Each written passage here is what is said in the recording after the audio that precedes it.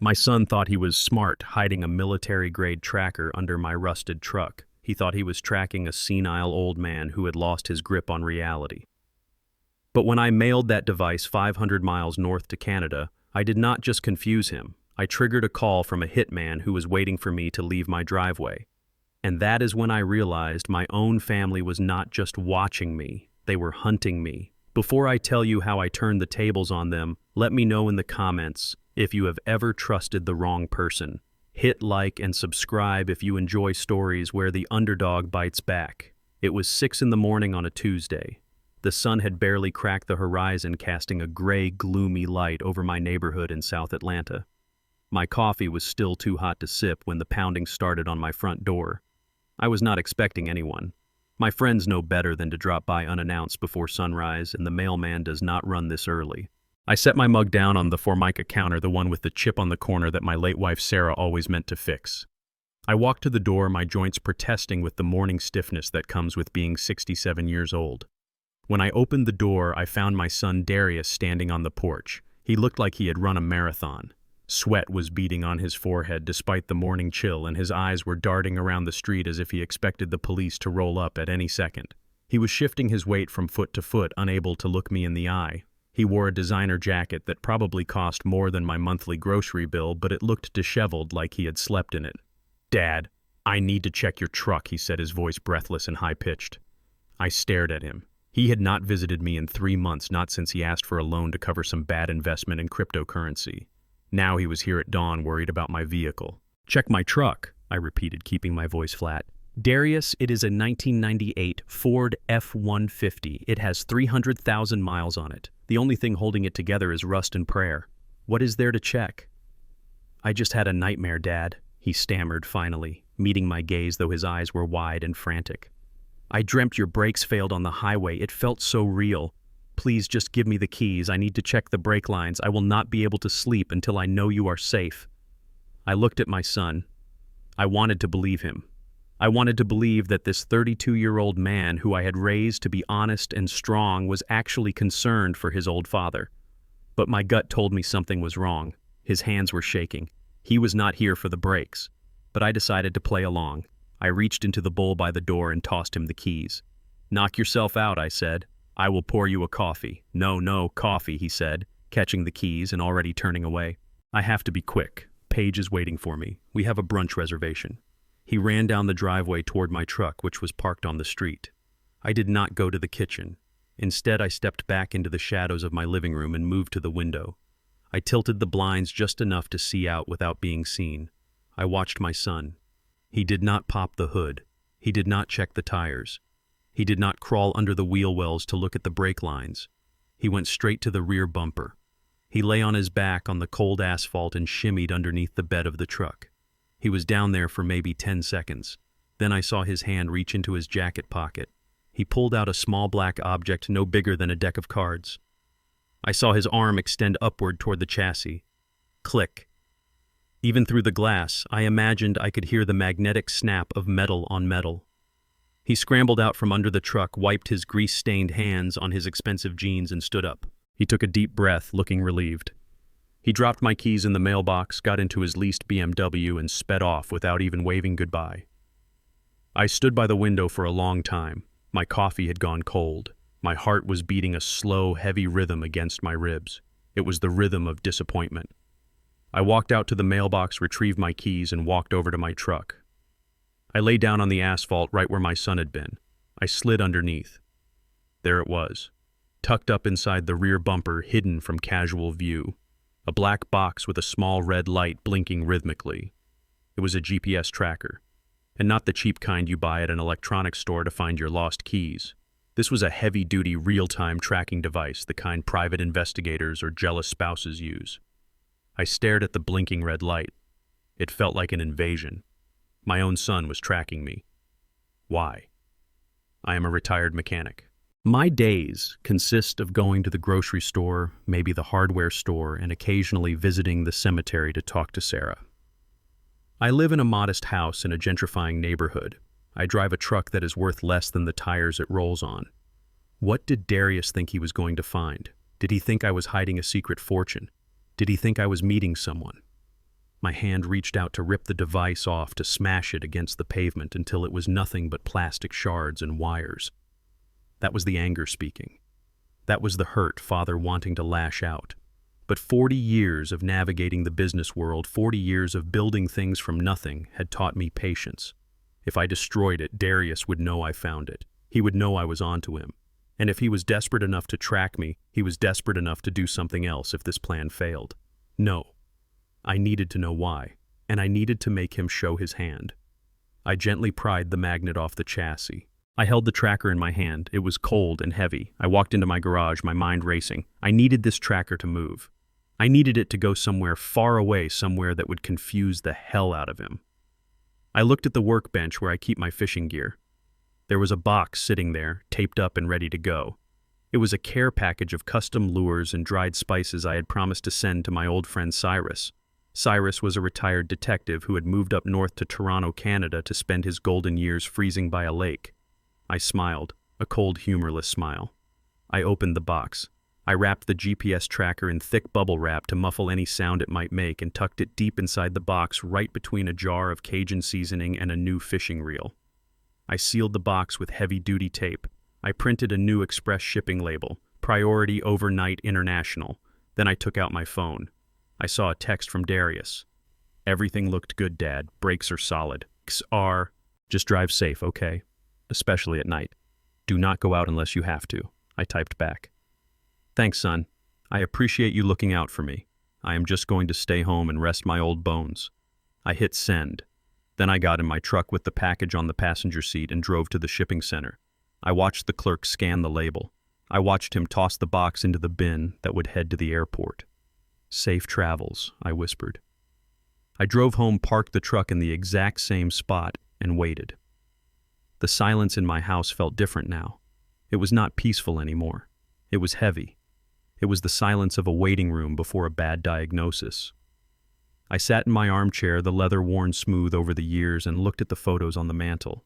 There was Darius at his graduation, smiling proud. There was Darius and Paige at their wedding, looking like royalty. Paige with her blonde hair and perfect smile looking at me with what I thought was affection. I had welcomed her into the family. I had ignored the little comments she made about the neighborhood, about the house being old, about how I should sell and move to a retirement community. I thought she just wanted me to be comfortable. Now I wondered if she was the one pressing the buttons. Darius was weak. He always had been.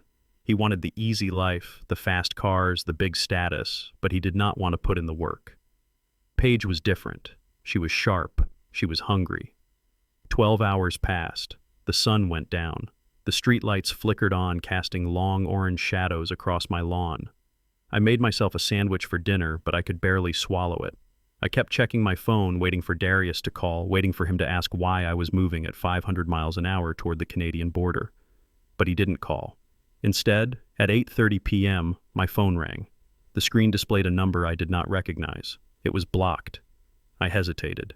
I usually do not answer blocked numbers, but my instincts were screaming that this was connected. I picked up the phone and held it to my ear without saying a word. For a moment there was only static, then a voice. It was digitally altered, deep and distorted like a demon speaking through a tin can. "Bernie Freeman," the voice said. "Who is this?" I asked, my grip tightening on the phone. The voice ignored my question. "Why is the signal moving north, old man? You are supposed to be home. You are supposed to be in that truck driving on the highway tonight." My blood ran cold.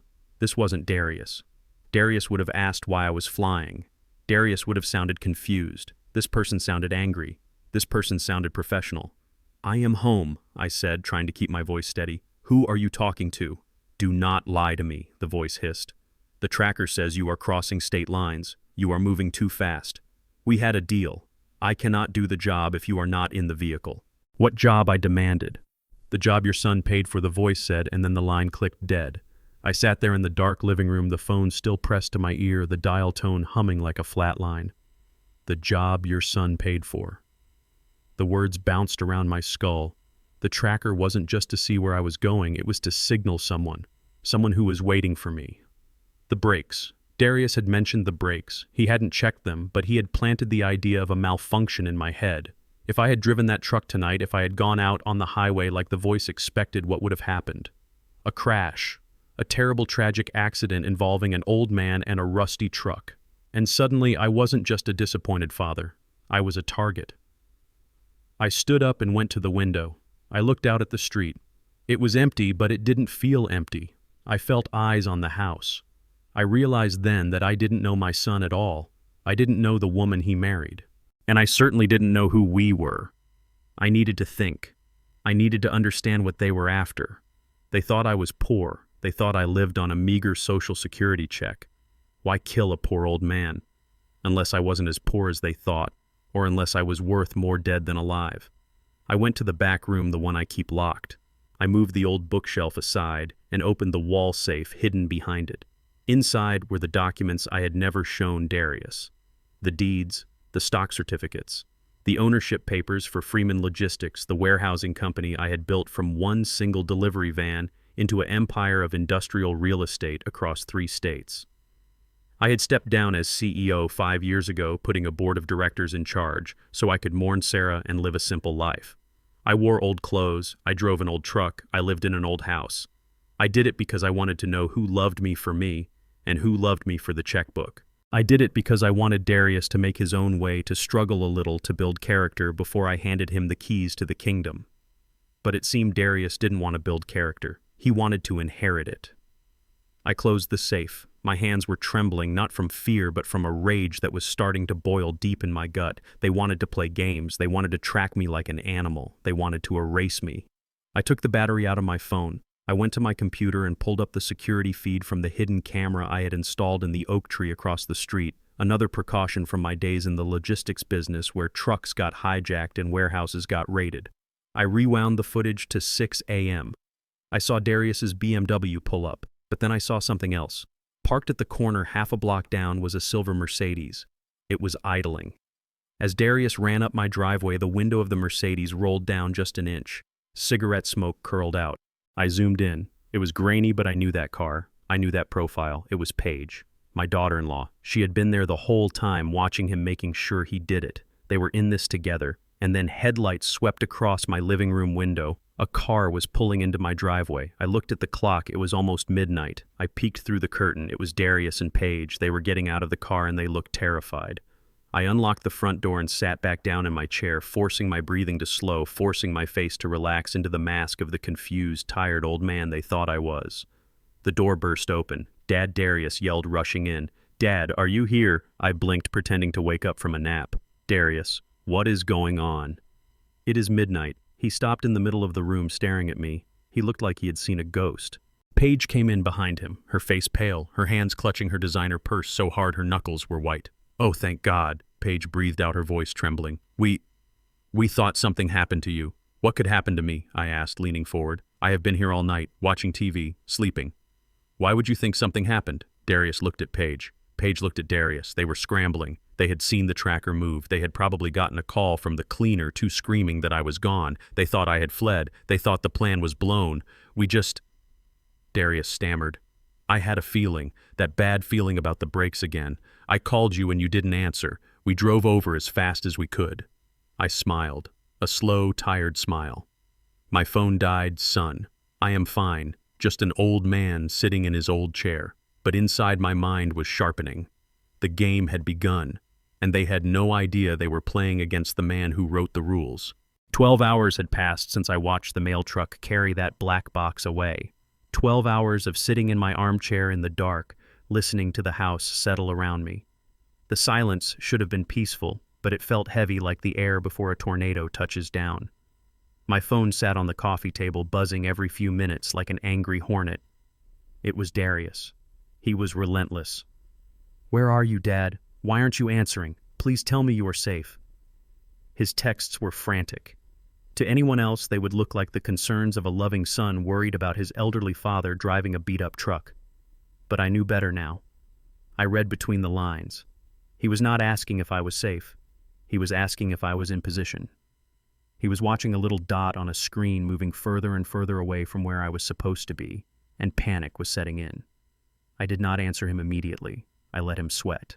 I poured myself another cup of tea even though my stomach was in knots and took a sip. When I finally decided to reply, I kept it vague just enough to keep the game going. I am just driving, sun clearing my head. The night air feels good. I hit send and watched the screen light up almost instantly with 3 dots. He was typing, then stopping, then typing again. He was confused. The tracker showed I was heading north at a speed that was impossible for a 1998 Ford F-150 unless I had strapped a rocket to the bed. I was messing with his reality and it felt like the only power I had left. But the game changed at exactly 8:30. My phone rang, but this time the screen did not show my son's name. It was a number I did not recognize, a block of random digits that looked like a burner line. My gut tightened. A cold sensation spread from my chest to my fingertips. I stared at the phone. My instincts honed from years of navigating the cutthroat world of logistics and dealing with people who would smile in your face while stealing your wallet screamed at me. This was it. I picked up the phone and pressed it to my ear. I did not say hello. I just listened. For a moment there was only the static hiss of a bad connection. Then a voice cut through the noise. It was not Darius. It was not anyone I knew. It was deep, distorted, and mechanical, like someone speaking through a voice changer. "What game are you playing, old man?" I held my breath, my hand gripping the phone so tight my knuckles ached. "Who is this?" I asked, my voice steady despite the fear rising in my throat. The voice ignored me. It was cold, professional, and terrifyingly calm. "Why is the signal moving at 500 miles an hour? Why is it crossing the border? You are supposed to be on the ground. You are supposed to be on the highway." My heart hammered against my ribs. "I do not know what you are talking about." I lied. "Do not lie to me," the voice hissed. The anger in it was palpable now. "We had a deal. The client paid for a clean job. I cannot stage a vehicle accident if the vehicle is in the cargo hold of a plane. You are ruining the timeline." The words hit me like physical blows. Stage an accident, clean job, client. The pieces of the puzzle slammed together in my mind, forming a picture so ugly I wanted to close my eyes. This was not just surveillance. This was not just my son wanting to know where I hid my cash. This was a hit. "Who are you talking to?" I demanded, trying to buy time, trying to get any information I could. The voice laughed, a harsh metallic sound. "It does not matter who I am. What matters is that you are not where you are supposed to be, and that makes my job very difficult. If you are not in that truck, then where are you?" I did not answer. "You think you are clever sending the device away," the voice continued. "But you just bought yourself a few hours. The contract is open. And I always finish my contracts." The line went dead. I sat there in the dark with the dial tone humming in my ear like a flat line. I felt cold, freezing cold. It was the chill of absolute betrayal. I lowered the phone and looked at it as if it were a venomous snake. That caller. It was not Darius. Darius was a coward. Darius could not look me in the eye when he asked for money, let alone threaten to kill me. Darius was soft. But this man on the phone, he was a professional. He was what they called a cleaner. The realization washed over me. Darius had not just tracked me. He had sold me. He had provided my schedule, my vehicle information, and my route to a third party. My son did not have the stomach to cut the brake lines himself, so he hired someone else to do it. He paid someone to make his father's death look like a tragedy so he could collect the insurance money without getting blood on his designer shoes. I stood up and paced the living room, my mind racing. I had been right to send the tracker away. If I had driven that truck tonight like I usually did on Tuesdays to visit the late-night market, I would be dead. I would be a smudge on the asphalt, a sad story on the morning news about an elderly man losing control of his vehicle. But now they knew. They knew I wasn't in the car, and that meant they would come looking for me here. I could not stay passive. I had to act. I took the battery out of my phone. I walked into the kitchen and threw the SIM card into the garbage disposal, turning it on until I heard the plastic shred into nothing. I was in the dark now, digitally speaking. But I had one advantage they did not know about. They thought I was just Bernie, the retired mechanic living in a gentrifying neighborhood waiting to die. They did not know about the man I used to be. They did not know about the security system I had installed myself years ago when the neighborhood started getting rough. I went to my study, the small room at the back of the house that Darius always ignored. He thought it was full of old newspapers and junk. I moved a stack of dusty boxes aside and opened the panel on the wall, revealing a high-definition monitor connected to a hard drive hidden in the floorboards. I had cameras.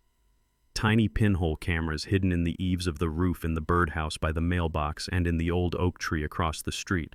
I turned on the monitor. The screen flickered to life, showing the street outside. It was empty now, but I needed to see what happened this morning. I needed to see the moment my son betrayed me. I rewound the footage to 6 a.m. There was Darius pulling up in his BMW. I watched him get out looking nervous, wiping sweat from his forehead. I watched him talk to me at the door. I watched him run to my truck and slide underneath. It made me sick to watch it again, knowing what he was doing. He was marking me for death. But then I saw something I had missed from the window. In the corner of the screen, parked half a block down at the intersection, was a silver Mercedes SUV. It was idling. The windows were tinted dark, but as Darius ran back down the driveway after planting the device, the driver's side window rolled down just an inch. A hand emerged holding a slim cigarette. Smoke curled up into the morning air. I zoomed in. The resolution was grainy but clear enough. I knew that car. I knew that hand. I knew the way she held her cigarette between her index and middle finger like she was posing for a picture. It was Paige, my daughter-in-law. She had been there the whole time. She sat in her luxury car watching her husband crawl under his father's truck. She was the supervisor. She was the one making sure he went through with it. I watched as Darius got into his car and drove past her. She didn't follow immediately. She waited a full minute scanning the street, scanning my house. Then she flicked the cigarette onto the pavement and drove off. It hit me then. Darius was the tool, but Paige was the architect. Darius was desperate for money, yes, but he was lazy. He would never come up with a plan this complex. Insurance fraud, hired killers, GPS tracking. This had Paige's fingerprints all over it. She was the one who complained about my old house bringing down the family image. She was the one who asked about my will. She was the one who smiled that fake sweet smile while calculating how much I was worth dead. She was not just supporting him, she was driving him. I sat back in my chair feeling a new kind of anger. It was a cold, sharp rage. They thought I was a senile old fool. They thought I was helpless prey. They had no idea who they were dealing with. I looked at the clock on the wall. It was almost midnight. The cleaner knew I wasn't in Canada. Darius knew I wasn't in Canada. They would be coming here. They had to check. They had to see if the glitch was in the device or if I was playing them. I stood up and walked to the front door. I unlocked it. I turned off the porch light. Then I went to the kitchen and brewed a fresh pot of coffee. I sat down at my kitchen table facing the door and waited. 10 minutes later, headlights swept across the front window. A car engine cut off in the driveway. Car doors slammed. I heard footsteps running up the path. Frantic, heavy footsteps. The door burst open without a knock. Darius rushed in, his face pale, his eyes wide with terror. Paige was right behind him, looking perfectly put together, even in her panic, her eyes scanning the room like a predator. "Dad!" Darius yelled, his voice cracking. "Dad, are you here?" I took a slow sip of my coffee. I set the mug down with a deliberate clink. I looked at them. "I am right here, son," I said calmly. "Why are you screaming?" They froze. They looked at me sitting there alive and well, and for a split second I saw the disappointment in their eyes before they masked it with fake relief. "We thought something happened to you," Paige breathed out, placing a hand over her heart. "We were so worried." "Worried?" I asked, leaning back. "About what?" "About the brakes," Darius blurted out. "I had another nightmare, Dad. I just had to check on you." I smiled, but it did not reach my eyes. "The brakes are fine, son," I said. "Everything is exactly where it is supposed to be." But as I looked at them, I knew the war had just begun, and tonight I was going to find out exactly how far they were willing to go. The pounding on my front door at 2 a.m. was not a knock. It was an assault. It reverberated through the quiet house, shaking the dust off the old family photos in the hallway. I sat in my kitchen chair staring at the door, my coffee mug cold in my hands. I knew who it was. I knew why they were there.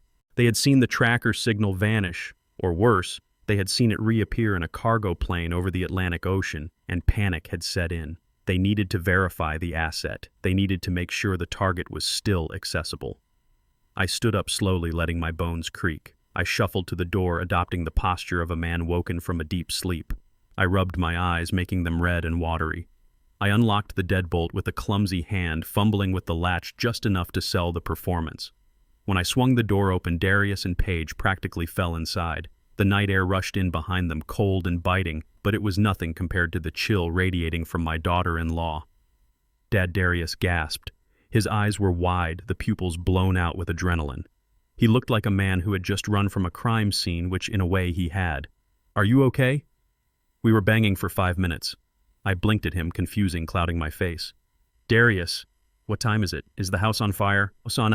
Paige pushed past him, her heels clicking sharply on my hardwood floor. She did not look at my face. Her eyes scanned the room, scanning the hallway, scanning for any sign that I had been packing or fleeing. "We just had a feeling, Dad," she said, her voice pitched high and tight. "A terrible feeling. Darius woke up sweating, saying something was wrong with you. We called and you did not answer.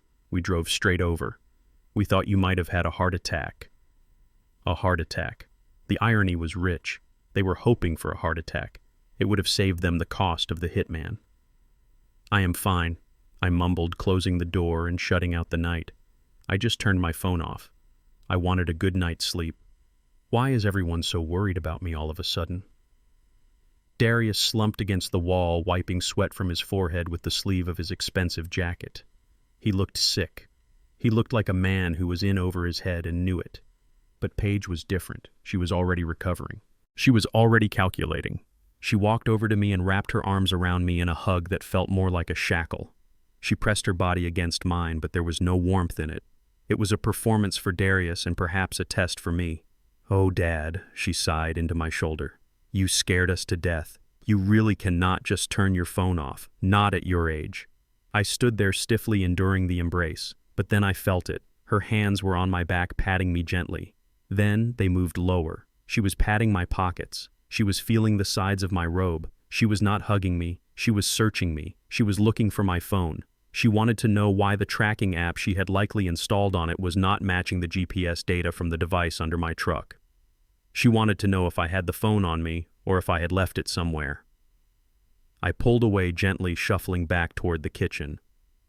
"I am sorry to worry you," I said, keeping my voice raspy. "I am just an old man trying to get some rest. I do not have much excitement in my life, you know, just this house and my memories." I sat back down at the kitchen table. The house I lived in was a modest 3-bedroom ranch in a neighborhood that was slowly being eaten alive by gentrification. Developers had been knocking on my door for years, offering cash for the land. I always refused. To Darius and Paige, this house was an embarrassment. It was clutter. It was a wasted asset. They saw peeling paint and old furniture. They did not see the memories of my wife, Sarah. They did not know that I owned the mortgage on half the commercial warehouses in the district. They thought this house was all I had. Paige sat down opposite me. Her eyes were sharp, analyzing every micro-expression on my face. "You know, Dad," she started, her voice dropping into that condescending tone people use for children and the elderly. "This scare tonight really made us think. It is dangerous for you to be this isolated. You are disconnected." I sipped my cold coffee. "I like the quiet, Paige, but it is not safe," she insisted, leaning forward. "The world is dangerous. What if you fell? What if someone broke in? We need to be able to find you. You should let us install a family tracking app on your phone. It is very simple. It just lets us know you are safe. It would give Darius so much peace of mind." I looked at Darius. He was staring at the floor, unable to meet my gaze. He knew what she was asking. She wanted digital permission to hunt me. She wanted a backup plan in case the physical tracker failed again. "I do not know about apps," I said, scratching my head. "Sounds complicated. I barely know how to text." "It is easy." "Dad," she pressed a hard edge entering her voice, "I can set it up for you right now. Where is your phone?" She looked around the kitchen, her eyes landing on the empty counter. "It is in my bedroom," I lied. "Charging. I will look at it tomorrow." "I am too tired to learn new technology tonight." She clenched her jaw. She did not like being told no. She was used to getting her way, used to managing people, used to controlling the narrative, but she could not force me, not without breaking the illusion that she was the caring daughter-in-law. Darius suddenly made a noise, a strangled cough. "I need to use the bathroom," he muttered, pushing himself off the wall. "My stomach is killing me." He hurried down the hall toward the guest bathroom. In his haste, or perhaps in his overwhelming anxiety, he left his phone sitting on the kitchen table right next to the sugar bowl. Paige watched him go, annoyance flashing across her face. She turned back to me, opening her mouth to argue about the app again, but I stood up. "I'm going to heat up some water," I said, moving to the stove. "Do you want tea?" "No, thank you," she said, clipped. I turned my back to her, filling the kettle. I watched her reflection in the dark window above the sink. She was busy checking her nails, looking bored and irritated. She was not looking at the table. I moved quickly. I grabbed a rag from the counter, pretending to wipe a spill, and shuffled toward the table. I swiped across the spill right next to Darius's phone. The screen lit up. A notification. It was a text message. It had arrived just seconds ago. The sender ID was not a name. It was just a symbol. A broom icon. The cleaner. My heart hammered against my ribs, but my hand remained steady. I glanced down, reading the preview message on the lock screen. The text was short, brutal, and terrifyingly clear. "Abort tonight. Signal interference. The target is ghosting. You have to lure him out tomorrow. Open space. No cameras." I stared at the words, burning them into my memory. Target. Lure him out. This was confirmation. Absolute, undeniable proof. Darius had not just hired a mechanic to mess with my truck. He had hired a professional. A cleaner. Someone who cleaned up messes. Someone who made people disappear. And the signal interference they were talking about was my little gift to Canada. They were confused. The tracker was gone, the digital footprint was messy, and the killer could not verify my location. They needed visual confirmation. They needed me out in the open where they could finish the job without relying on technology. I wiped the table again, turning the phone slightly so the screen went dark just as the bathroom door opened and Darius stepped out. He looked paler than before. He walked straight to the table and snatched up his phone, shoving it deep into his pocket. He looked at Paige and gave a nearly imperceptible shake of his head. They were communicating without words. The plan had failed for tonight. They needed to regroup. I turned off the stove. "Well," I said, turning to face them, my face a mask of weary confusion. "Unless there is another emergency, I think I will go back to bed." Paige stood up, smoothing her skirt. She walked over to Darius and whispered something in his ear. He nodded, swallowing hard. He looked at me, and for a second I saw the boy I used to carry on my shoulders. I saw the fear in him. But then he looked at Paige, and the fear turned into resolve. He was terrified of her more than he was terrified of killing his own father. "Wait, Dad," Paige said, her voice suddenly bright and cheery again. "Before we go, we had an idea. Since we are all awake and worried, we realized we have not spent enough quality time together lately. Just family." I gripped the back of the chair. "Here it comes. The lure." "What kind of time?" I asked. "Camping." Darius said, his voice cracking slightly. "Remember how we used to go to Lake Blue Ridge when I was a kid? Just you and Mom and me." I remembered. I remembered teaching him to fish. I remembered the smell of pine needles and wood smoke. I remembered Sarah laughing by the fire. "We thought we could go this weekend," Paige said, stepping in. "Just the three of us.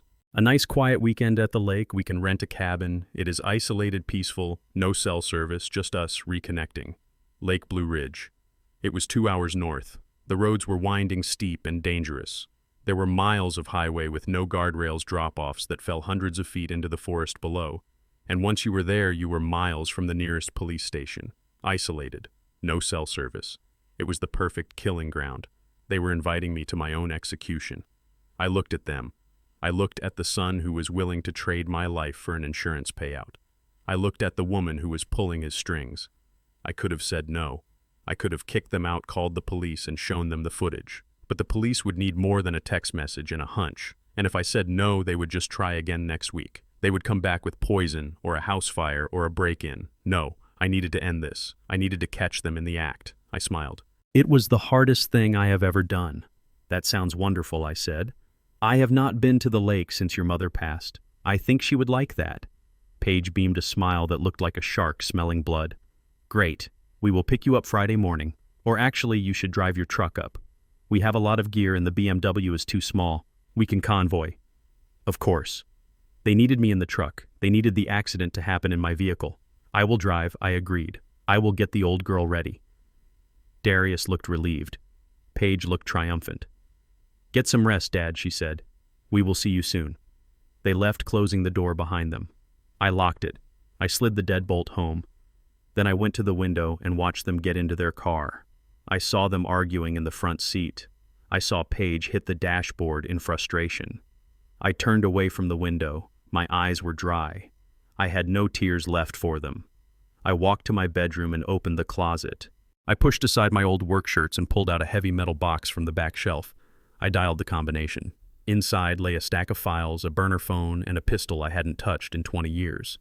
They wanted to go camping. They wanted to go into the woods where no one could help me. I took the gun out of the box and checked the chamber. "I am going to Lake Blue Ridge," I whispered to the empty house. "But I am not the one who is going to disappear." The smell of industrial detergent and stale coffee hit me the moment I walked into the Suds and Duds laundromat on the west side of Atlanta. It was 8 in the morning on Wednesday, and the place was already humming with the sound of spinning drums and tumbling clothes. I walked past a woman folding sheets who did not even look up. I went straight to the back where a heavy steel door marked "Employees Only" sat under a flickering fluorescent light. I knocked 3 times. A pause. Then 2 more. The lock buzzed and I pushed through. Inside, the air changed instantly. It was cool, quiet, and smelled of old paper and ozone. This was the office of Cyrus Vance.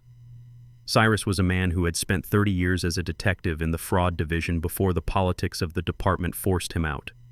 Now he ran this place. The laundromat was just to pay the bills. The real work happened here in this windowless room lined with filing cabinets and humming servers. Cyrus was sitting behind a desk that looked like it had survived a war. He was a mountain of a man with skin the color of deep mahogany and a beard that was more salt than pepper these days. He did not smile when he saw me. He just pointed to the metal chair opposite him. "You look like you have seen a ghost, Bernie." He rumbled, his voice deep enough to rattle the pens on his desk. "I feel like when I admitted sinking into the chair. I need you to dig, Cyrus. I need you to dig deep." I told him everything. The tracker under the truck, the call from the hitman, the fake concern from Darius and Paige, the trip to Lake Blue Ridge. I laid it all out, sparing no detail, even the parts that made my chest ache with shame. Cyrus listened without interrupting. He just steepled his fingers and watched me with eyes that had seen every kind of evil Atlanta had to offer. When I finished, he turned to his computer. "Give me 10 minutes, he said. I sat there watching the dust motes dance in the light of the computer screens. 10 minutes felt like 10 years. I heard the click of his keyboard, the soft whir of a hard drive spinning up. I watched his face. At first he was impassive. Then his eyebrows drew together. Then he let out a low whistle that sounded like a tire losing air. He spun the monitor around so I could see. "Bernie, you need to look at this," he said softly. The screen was filled with spreadsheets and bank records. It was a digital autopsy of my son's life. I knew Darius was bad with money, but I did not know he was drowning. The numbers were in red, deep red. $200,000 in debt, credit cards maxed out, personal loans from banks that I knew had predatory rates. And then there were the other loans, the ones from names that did not sound like banks, names like Vinny and the Shark. "He is paying Vig on 50 grand just to keep his kneecaps," Cyrus explained, pointing to a series of weekly cash withdrawals. "Your boy is in a hole so deep he cannot see the sky." But that was not the worst of it. Cyrus clicked a new tab. "This is what you really need to see." It was a list of insurance policies. My name was at the top. Bernard Freeman. There were 3 of them. One from a major national carrier, one from a subsidiary, and one from an online broker that specialized in high-risk clients. Date of purchase, 6 months ago. Beneficiary, Darius Freeman. I squinted at the numbers. The first policy was for $1 million. The second was for another million. The third was for $2 million. $4 million. My life had a price tag and my son had set it. But Cyrus was scrolling down to the fine print. He highlighted a paragraph in yellow. "Look at this clause, Bernie. It is standard in high-value policies, but they stacked them. It is called double indemnity." I read the words. "Pays out double the face value in the event of accidental death caused by a motor vehicle collision or public transportation disaster." I did the math in my head. 4 million became 8 million. $8 million. "That is why they need the truck," Cyrus said, his voice grim. "That is why they need the highway. If you die in your sleep from a heart attack, they get 4 million. Which is nice, but it barely covers Darius' debts and sets them up for a few years of luxury. But if you die in a fiery crash on the way to the lake, they get 8 million. That is generational wealth, Bernie. That is private island money." I stared at the screen. I felt sick, physically ill. The tracker. The call about the brakes. The insistence that I drive my old truck to the lake, it was all calibrated to trigger that clause. They did not just want me dead, they wanted me mangled. They wanted me crushed inside 2 tons of steel so they could cash a lottery ticket printed in my blood. And Paige, I asked, my voice barely a whisper. Cyrus clicked another window. It showed the payment history for the premiums. They were being paid from a joint account, but the login IP address was always the same. It traced back to a coffee shop in Buckhead, a coffee shop directly across the street from the boutique where Paige worked part-time. She is the one managing the policies, Cyrus confirmed. Darius is the beneficiary on paper, but she holds the leash. She makes the payments. She makes sure the policies do not lapse. I leaned back in the metal chair and closed my eyes. I saw Paige smile. I saw her hand me a plate of food at Thanksgiving. I saw her holding my hand when Sarah died. All of it was a lie. She was investing in a future where I did not exist. So, what do you want to do? Cyrus asked, breaking the silence. We can go to the cops right now. We have enough for conspiracy to commit fraud, maybe even attempted murder if we link the tracker. I shook my head slowly. No, not yet. Why not Bernie? They are going to kill you. Because if I go to the cops now, they will lawyer up, I said, opening my eyes. They will claim the policies were just prudent planning. They will blame the tracker on a misunderstanding or say they were worried about my memory. Darius will cry. Paige will play the victim. They might get a slap on the wrist, but they will walk. And they will still be hungry. Then what? Cyrus asked, crossing his massive arms. I want to catch them, I said. I want them to think they won. I want them to stand over the wreckage thinking they are rich, and then I want to watch their faces when they realize they have nothing. Cyrus looked at me for a long moment. Then a slow, dangerous grin spread across his face. You always were a stubborn son of a gun, Bernie. What do you need? I need a truck, I said. You have a truck. No, I said, standing up. I have a target. I cannot drive my Ford to the lake. It is a death trap. If they tamper with it, I am dead for real. I need a truck that looks like mine. Exactly like mine. But I need it to be able to take a hit. Cyrus tapped his chin. I know a guy. Runs a security transport firm. They armor SUVs for diplomats and rappers. He owes me a favor. Can he make a 2024 armored SUV look like a rusted-out 1998 Ford F-150, I asked. Cyrus laughed. With enough vinyl wrap and rust decals, he can make a tank look like a tricycle. It will cost you, though. I thought about the $20 million in assets sitting in my holding company. I thought about the empire I had built while my son thought I was fixing lawnmowers. Money is not a problem, I said.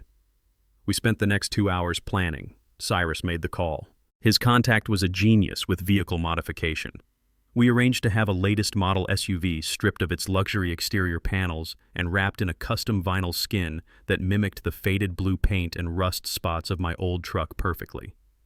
We would swap the plates. From 10 feet away, it would look like my old beater, but underneath it would have reinforced steel plating, run flat tires, and bulletproof glass. It was a fortress disguised as a ruin. As I left the laundromat, the sun was high in the sky. The city was bustling with life, people going to work, parents taking kids to school. It all seemed so normal, but my world had shifted on its axis. I was no longer a father. I was a general preparing for war. I drove to the rental lot where Cyrus' contact was waiting. I handed over the keys to my real truck. Hide it, I told the mechanic. Somewhere deep. I do not want it seen until Monday. He nodded, handing me the keys to the beast he had prepared. It looked hideous. It looked perfect. The rust decals were art.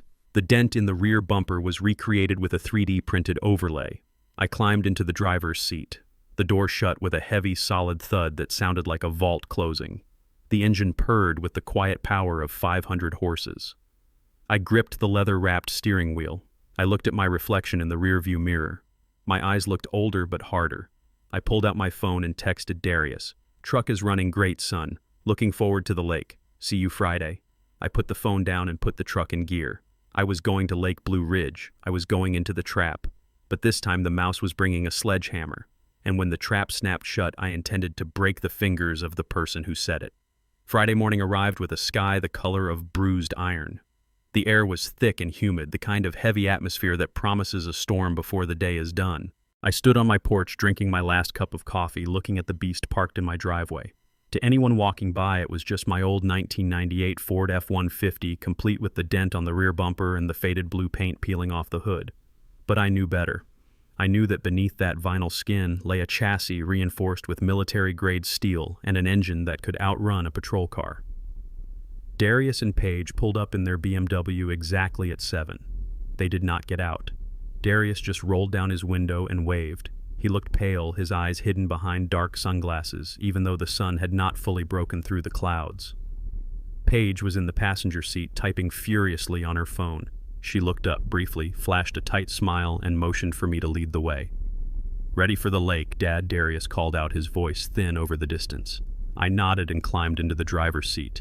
The door closed with that solid, reassuring thud that only a $500,000 armored vehicle makes. I started the engine. It purred a low rumble that vibrated in my chest. I pulled out of the driveway and onto the main road. The plan was simple. We would drive 2 hours north into the Blue Ridge Mountains. The route took us off the interstate and onto Highway 60, a winding 2-lane road that snaked through the forest, climbing higher and higher until the trees dropped away into steep ravines. It was a beautiful drive if you were a tourist. It was a deadly drive if you were distracted. For the first hour, the BMW stayed right on my bumper. I watched them in the rearview mirror. I could see them arguing. Paige's hands were moving, chopping the air. Darius was staring straight ahead, gripping the wheel. Then, as we hit the foothills, they started to drop back. At first, it was just a few car lengths, then 100 yards. Then, as we passed the sign that said, "Winding road next 15 miles, they disappeared around a bend behind me. I checked my phone. No signal, just as they promised. I was alone. I tightened my grip on the leather-wrapped steering wheel. I knew this road. I knew what was coming. About 5 miles up the road narrowed. There was a section called Devil's Elbow, a sharp hairpin turn with a sheer drop of 300 feet on the right side. There were no guardrails there, just a few wooden posts that had rotted away years ago. If an accident were to happen, that is where it would be. I checked my mirrors again. Still empty, but the hair on the back of my neck stood up. The silence of the mountain was unnatural. Then I saw it. It was not the BMW. It was a black, heavy-duty pickup truck lifted high on mud tires with a massive steel brush guard on the front. It had no license plates. The windows were tinted so dark they looked like oil slicks. It came out of nowhere, roaring up behind me with a speed that was reckless for these curves. I maintained my speed, doing 55. The speed limit was 45. The black truck didn't slow down. It surged forward, filling my rearview mirror until all I could see was that black steel grille. Then it hit me. Wham! The impact jolted my head back against the headrest. The sound of metal crunching echoed through the cabin. If I had been in my real truck, the rear axle would have snapped. The frame would have buckled. I would have spun out instantly. But the armored SUV barely shuddered. The reinforced frame absorbed the blow like a heavyweight boxer taking a jab. The run-flat tires held their grip on the asphalt. I glanced in the mirror. I could see the confusion in the way the black truck hesitated. The driver had expected me to fold. He had expected the old rust bucket to disintegrate. Instead, he had just hit a brick wall moving at 55 miles per hour. He gunned the engine again. Black smoke poured from his exhaust stacks. He pulled into the oncoming lane, pulling up alongside me. I looked over. The driver was wearing a black ski mask. I couldn't see his face, but I could see his eyes. They were wide-focused and terrified. He swerved hard to the right, slamming the side of his truck into my driver's side door. He was trying to push me off the road. We were approaching Devil's Elbow. The drop-off was coming up fast on my right. If he pushed me now, gravity would do the rest. Grinding metal screamed as we locked together 2 tons of steel wrestling for dominance on a strip of asphalt barely wide enough for one. He pushed harder. I could feel my tires skirting the gravel on the shoulder. Pebbles kicked up, tumbling into the abyss below. Any normal 67-year-old grandfather would have panicked. He would have slammed on the brakes or jerked the wheel, sealing his own fate. But Darius had forgotten who raised him. He forgot that before I owned warehouses, before I wore suits, I drove 18-wheelers across the Rockies in blizzard conditions. He forgot that in my 20s I spent my weekends racing stock cars on dirt tracks where rubbing is racing and the only rule is survival. My heart rate slowed. The world sharpened into crystal clarity. I wasn't an old man anymore. I was a driver. I checked the tachometer. I checked the road ahead. The hairpin turn was 50 yards away. He was leaning into me with everything he had, banking on his weight to shove me over the edge before we hit the curve. I let him think he was winning. I eased off the gas just a fraction, letting my truck drift closer to the edge. The masked driver saw the movement and got greedy. He turned his wheel harder into me committing all his momentum to the push. That was his mistake. 10 yards from the curve, I didn't just brake. I executed a maneuver I hadn't used since 1985. I slammed the heavy-duty brakes and ripped the steering wheel hard to the left into him, just for a split second to break the friction, and then I slammed it hard right, while dropping the transmission into low gear. The armored SUV responded instantly. It decelerated so violently it felt like hitting a wall. The black truck, pushing against a resistance that suddenly wasn't there, lost its balance. His momentum carried him forward and sideways. He shot past my front bumper like a missile. He tried to correct. I saw his front wheels lock up, smoke billowing as he realized he was going too fast for the turn. He missed the edge of the cliff by inches. His rear bumper clipped the wooden post, sending splinters flying into the void. He spun out a full 360 tires, screaming in agony, before slamming rear first into the solid rock face on the opposite side of the road. Crunch. The sound was sickening. His truck folded like an accordion. Steam hissed from the radiator. I brought my vehicle to a stop 10 feet away. My engine idled quietly undamaged. I took a deep breath. My hands were steady. I reached under my seat and pulled out the pistol. I checked the safety. I opened the heavy door and stepped out onto the road. The mountain air smelled of burning rubber and pine. It was silent again except for the hissing of the wrecked truck. I walked over to the black pickup. The driver's side door was jammed shut, the window shattered. Inside, the driver was slumped over the airbag, groaning. I reached through the broken window, unlocked the door, and wrenched it open with a strength fueled by pure adrenaline. "Get out," I growled. The driver tumbled out onto the asphalt, coughing. He clawed at his mask, ripping it off his face to breathe. I looked down at him. It wasn't a professional hitman. It wasn't some faceless cleaner from the dark web. It was Stan. Stan Miller, Darius's college roommate. The guy who used to come over for Thanksgiving when his parents were out of town. The guy I had lent money to start a landscaping business that never got off the ground. Stan looked up at me, blood trickling from a cut on his forehead. His eyes widened when he saw the gun in my hand. "Mr. Freeman," he wheezed, holding his ribs. "Oh, God. Mr. Freeman, please." "You tried to kill me, Stan," I said, my voice cold as the mountain wind. "No, no," he cried, scrambling backward on the pavement like a crab. "I wasn't supposed to kill you, I swear." I aimed the pistol at his knee. "Do not lie to me, Stan. You tried to push me off a cliff." "Darius said it was for your own good," Stan blurted out, tears mixing with the blood on his face. "He said you were losing your mind. He said you were a danger to yourself. He told me to just nudge you, just run you off the road into a ditch or a tree, enough to total the truck and get you into the hospital." I stared at him. The lie was so pathetic it was almost funny. "Into the hospital," I repeated. "Stan, you hit me doing 60 on Death Pass. There are no ditches here. There is only a 300-foot drop." "Darius said the truck was old." Stan sobbed. "He said the airbags wouldn't deploy. He said if you got hurt bad, he could get power of attorney. He said he needed to take control of your finances before you gave it all away to some scammer. He promised me 10 grand just to wreck your car." I lowered the gun slightly. So that was the story. Darius had spun a web of lies to everyone. To Stan, he sold the story of the senile father who needed to be saved from himself. To the insurance company, he sold the story of the tragic accident. To me, he sold the story of a camping trip, and Stan, desperate and stupid, had bought it. 10 grand, I said, shaking my head. "You sold my life for 10 grand, Stan." "I didn't know Mr. Freeman. I didn't know he wanted you dead. He just said he needed you incapacitated." Incapacitated. It was a sterile word for broken bones and internal bleeding. I looked down the road. The BMW was nowhere to be seen. They were waiting. They were waiting for the sound of the crash, or maybe they were waiting down at the bottom of the mountain, ready to call 911 with their rehearsed tears. "Get up," I ordered. Stan struggled to his feet, favoring his left leg. "Here is what is going to happen," I said, stepping close to him. "You are going to disappear. You are going to walk down this mountain, find a ride, and leave the state. If I ever see you again, I will not be the one holding the gun. The police will. And I have dash cam footage of you trying to murder me." Stan nodded frantically. "Yes, sir. Yes, sir." I am gone." He limped away toward the woods, not even looking back at his wrecked truck. I watched him go. Then I looked at my own vehicle. The vinyl wrap on the side was shredded, revealing the gleaming steel armor beneath. The illusion was broken. But the game wasn't over. Darius and Paige were still waiting. They expected a corpse. I got back into my truck. I turned it around. I was going home.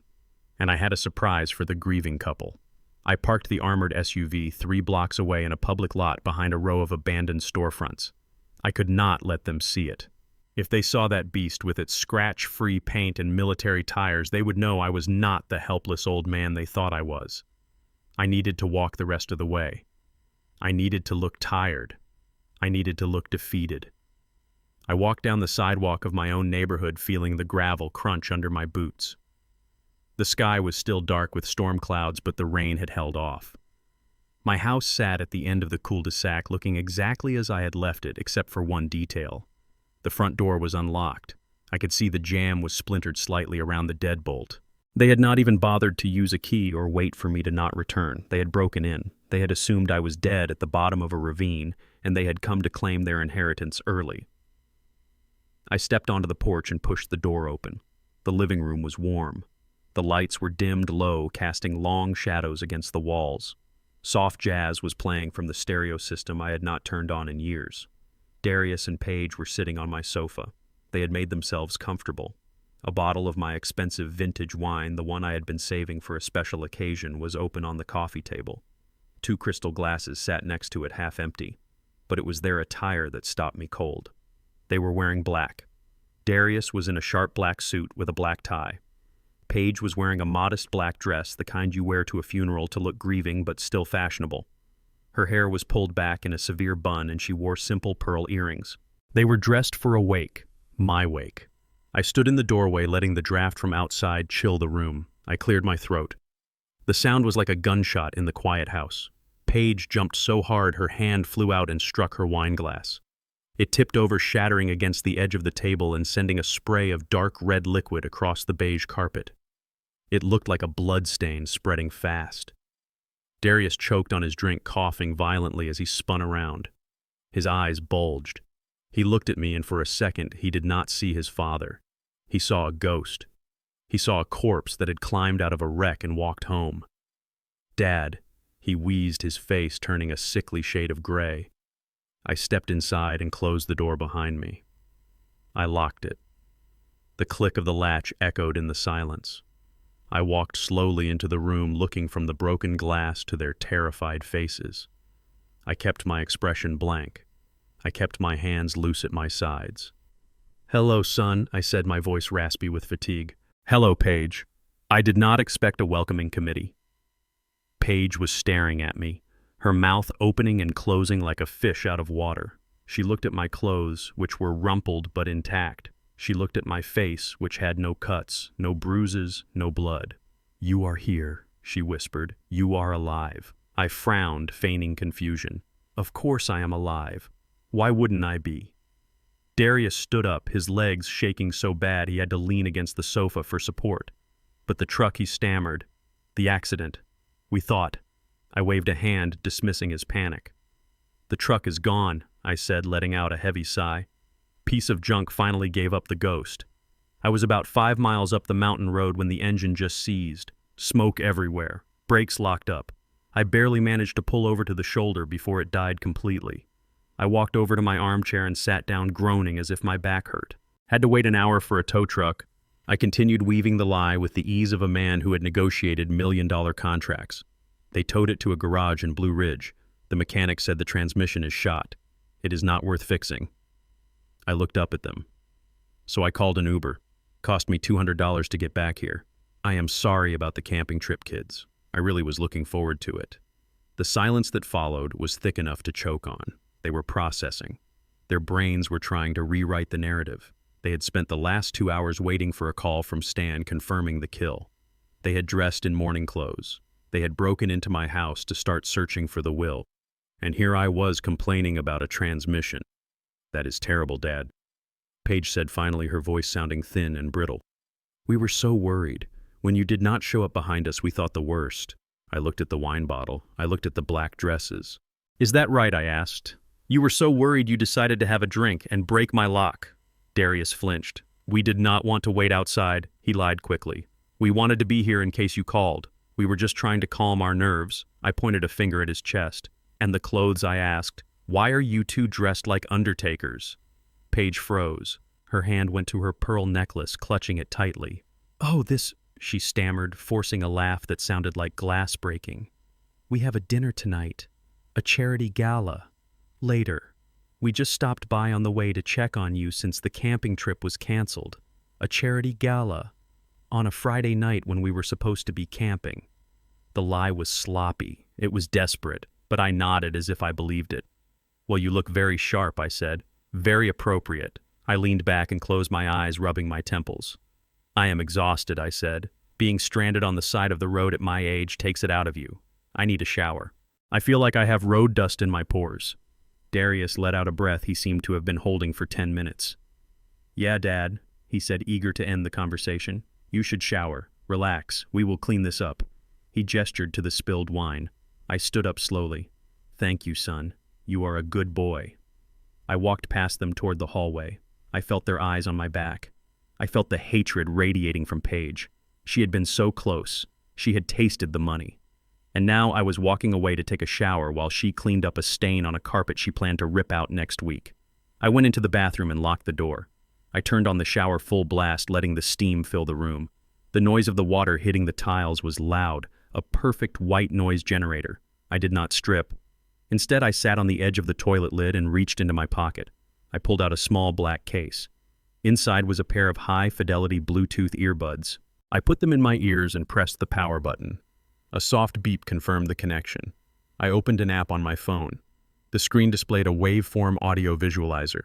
It was receiving a signal from the living room. Years ago when I retired, I had installed a listening system in the main rooms of the house. It was not because I didn't trust my guests. It was because in my line of work, information was currency. Old habits die hard. There were microphones hidden behind the crown molding in the living room, inside the smoke detector in the kitchen, and under the mantel of the fireplace. I adjusted the volume. The sound of the shower faded into the background, replaced by the crystal-clear audio from the living room. I heard the sound of glass being swept up. He is lying, Paige's voice hissed. It was low, venomous, and shaking with rage. I do not know, Paige, Darius, replied, his voice trembling. He seemed fine. Maybe the truck really did break down. Stan does not miss, Paige snapped. Stan said he hit him. Stan said he pushed him off the road. Maybe Stan missed, Darius argued. Maybe the truck broke down before Stan got to him. Maybe Dad is telling the truth. You are an idiot, Paige spat. Your father is not lucky. Nobody is that lucky. The truck dies right before the hit, and he takes an Uber back here while we are sitting here drinking his wine waiting for him to die. It does not add up. I listened, my heart cold. They were not relieved I was alive. They were analyzing the failure. They were debriefing. I heard the sound of pacing, heels clicking on wood, then muffled on carpet. What do we do now? Darius asked. He sounded like a child asking permission to leave the table. Stan is gone. The truck is in a shop somewhere. We missed the window. We make a new window, Paige said. Her voice dropped lower, becoming deadly serious. We cannot wait, Darius. The debts are due on Monday. If we do not pay Vinny, he is going to break your legs, and then he is going to come for me. We need that insurance money now. I gripped my knees. The deadline. Monday. That was why they were so desperate. The sharks were circling. So what, another accident? Darius asked. No, Paige said. Too messy. Too many variables. We tried the car. It failed. We need something he cannot walk away from. Something we control. I held my breath, waiting. We use the medicine, she whispered. What medicine? Darius asked. The heart pills, you idiot, she hissed. The ones he takes every night. The ones in the blue bottle by his bed. Dad does not have a heart condition, Darius said, confused. He takes vitamins. Those are just supplements. He thinks they are supplements, Paige corrected. But tonight they are going to be something else. I have the digoxin in my purse. I got it from my mother's supply. If we swap the pills, he will take them before bed like he always does. Digoxin. In high doses, it causes cardiac arrest. It stops the heart. To a coroner, without a reason to look deeper, it looks exactly like a heart attack in an elderly man. But he will taste it, Darius whined. He won't taste anything, Paige said. I crushed them into powder. We will mix it into a drink, a warm drink to help him sleep after his stressful day. Warm milk. Or tea. He loves tea. I stared at the tiled floor of my bathroom. They were going to poison me, tonight, in my own house. I am going to make him some warm milk, Paige said, her voice gaining confidence. I will put honey in it. It will mask the bitterness. I will bring it to him in bed.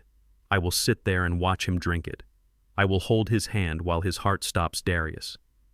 And then we call 911 and cry about how he passed away peacefully in his sleep. I heard footsteps heading toward the kitchen. Go check on him, Paige ordered. Make sure he is still in the shower. I need 5 minutes. I took the earbuds out and shoved them back into my pocket. I stood up and looked in the mirror. My face was pale, but my eyes were burning. They wanted to play nurse. They wanted to give me a warm drink and watch me die. I turned off the shower. I ruffled my hair with a towel to make it look damp. I splashed water on my face. I opened the bathroom door and stepped into the hallway just as Darius was coming around the corner. He jumped when he saw me. Dad, he said, a nervous smile plastered on his face. Feel better?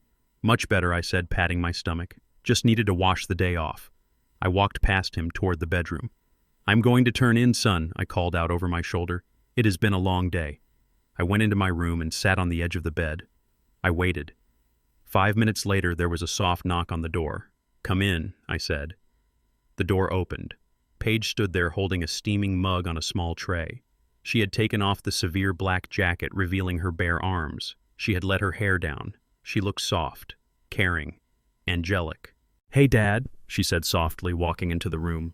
I made you some warm milk with honey and cinnamon. It always helps me sleep when I am stressed. I thought you might need it. She placed the mug on the nightstand next to my reading glasses. The smell of cinnamon wafted up, masking the faint chemical scent of death. That is very sweet of you, Paige, I said, looking at the mug. You are too good to me. Drink it while it is warm, she urged, sitting on the edge of the bed. I will stay with you until you fall asleep. We do not want you to be alone tonight. I reached out and took the mug. It was warm in my hands. I looked at the creamy white liquid. I looked at Paige. She was watching me with eyes that were bright with anticipation. She was waiting for me to take the sip that would end my life. I lifted the mug to my lips. The ceramic mug felt warm in my hands, radiating a heat that should have been comforting, but instead sent a shiver down my spine. Paige sat on the edge of my bed, her posture relaxed, her face a mask of tender concern. She watched me with the intensity of a predator waiting for its prey to weaken. It will help you sleep, she said softly, her voice dripping with artificial sweetness. You have had such a traumatic day, Dad. The car trouble, the stress. You need to rest. Steam curled up from the creamy white liquid carrying the scent of cinnamon and honey. It was a smell from my childhood, a smell that meant safety and home. But as I lifted the mug closer beneath the spice and sugar, I caught another scent. It was faint, almost imperceptible, but to a man who had spent 40 years working with industrial chemicals, it was unmistakable. Bitter almonds. It was the scent of cyanide. They had lied about the heart medication. They had decided to double down on lethality. They didn't just want me to die in my sleep. They wanted me dead immediately. They were done taking chances. I looked at Paige over the rim of the mug. Her blue eyes were wide and encouraging. Drink up, she urged, gently patting my knee. I added extra honey just the way you like it. I do not like extra honey. Sarah used to put extra honey in my tea because she had a sweet tooth and projected that onto everyone else. Paige didn't know that. She didn't know me at all. She only knew the caricature of the old man she had created in her head. I lowered the mug slightly, letting out a long, weary sigh. You are right, Paige, I said, my voice trembling just enough to sell the act. I am exhausted. My chest feels tight. Her eyes flickered. Excitement. Anticipation. That is just the stress, she said quickly. The warm milk will relax your muscles. Go on. Drink it all. I brought the mug to my lips again. I tilted it. I let the liquid touch my closed lips, but I did not let a single drop enter my mouth. I feigned a swallow, making a gulping sound in my throat.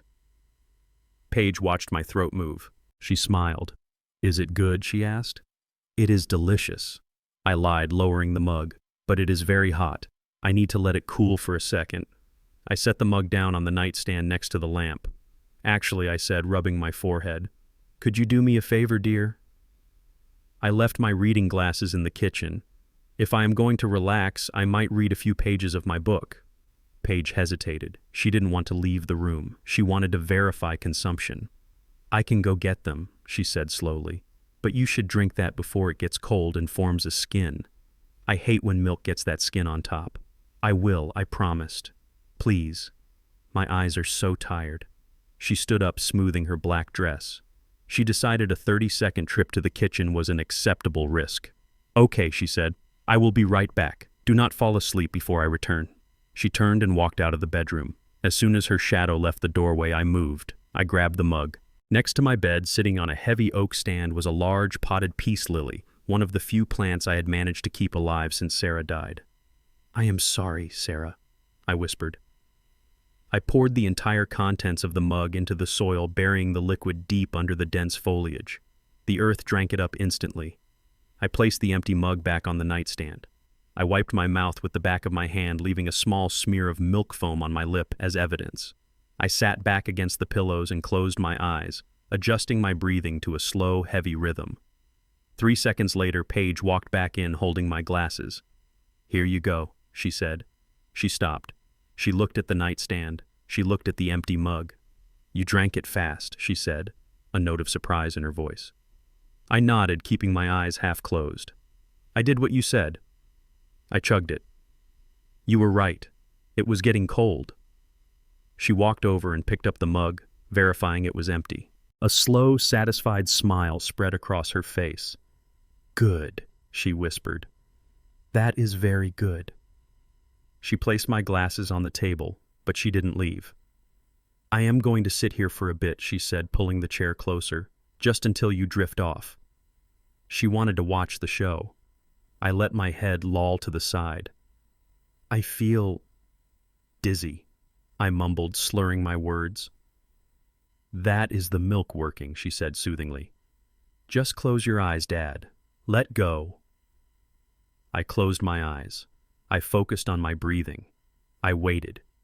5 minutes passed, then 10. I decided it was time to give her what she wanted. I let out a low groan. I shifted in the bed, clutching the sheets.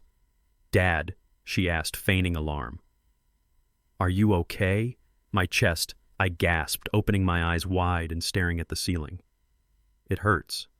She stood up, but she didn't help. She backed away toward the door. It is probably just indigestion, she said, her voice devoid of emotion. Just try to breathe through it. I arched my back, letting out a strangled cry. The air. I cannot breathe. She watched me for another second, analyzing the symptoms. Convulsions, respiratory failure. It was all part of the script. I will go get Darius, she said. She turned and walked out of the room, closing the door softly. I heard her footsteps retreating down the hall. I heard her whispering urgently. It is starting, she hissed. He is convulsing. I threw off the covers and slid out of bed. I crept to the door and pressed my ear against the wood.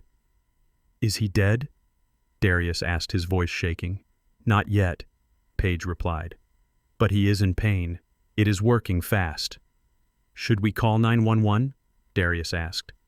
We have to make it look real. Not yet, you idiot, Paige snapped. If they get here too soon, they might pump his stomach. We have to wait. We need to be sure his heart has stopped. How long? Darius asked. 20 minutes, she said.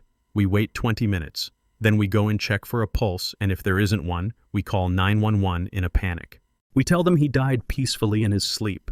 20 minutes. They were giving me a 20-minute head start. I stepped back from the door. My heart was pounding, not from poison, but from pure adrenaline. They were standing right there, just down the hall, waiting for their father to die.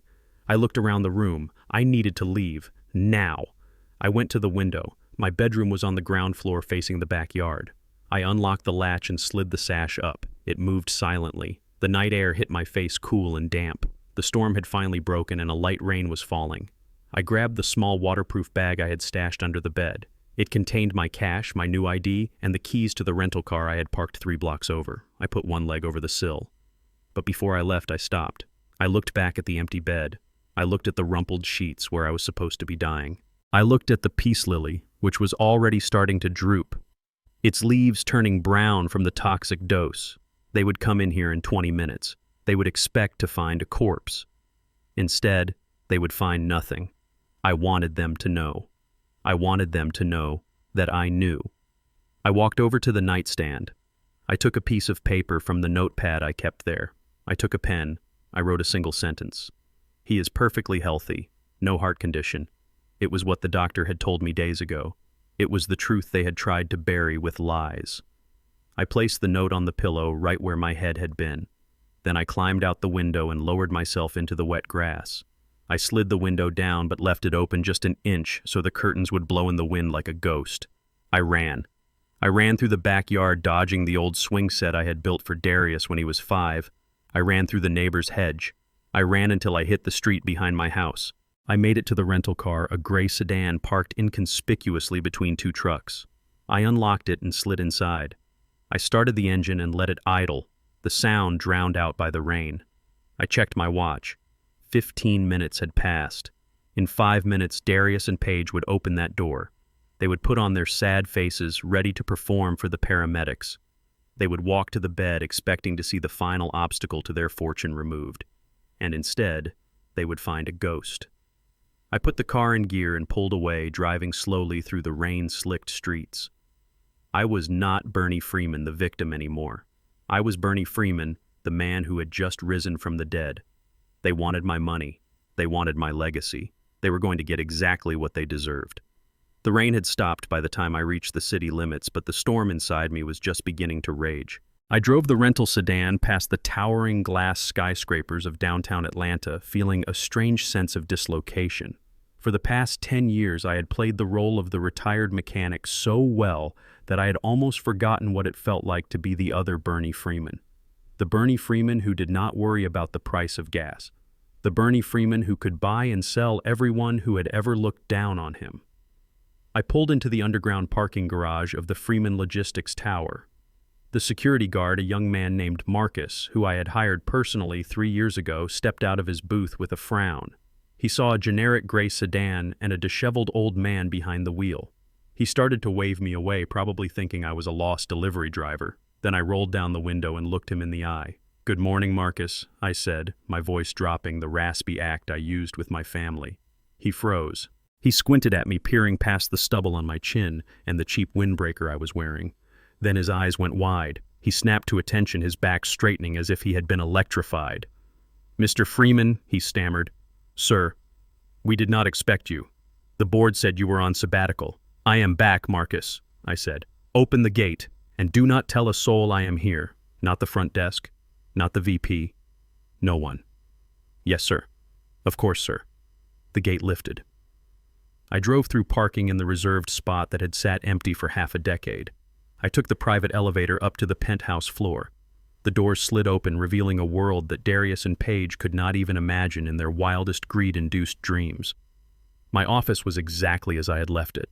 Floor-to-ceiling windows offered a panoramic view of the city I helped build. The furniture was Italian leather and mahogany. On the walls hung framed accolades and photos of the massive container ships and freight trains that moved goods under my company banner.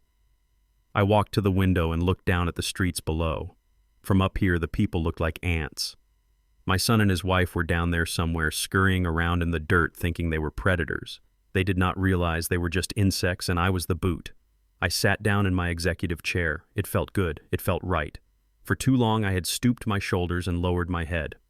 Most people knew Freeman Logistics as a faceless corporate giant. They knew the trucks on the highway.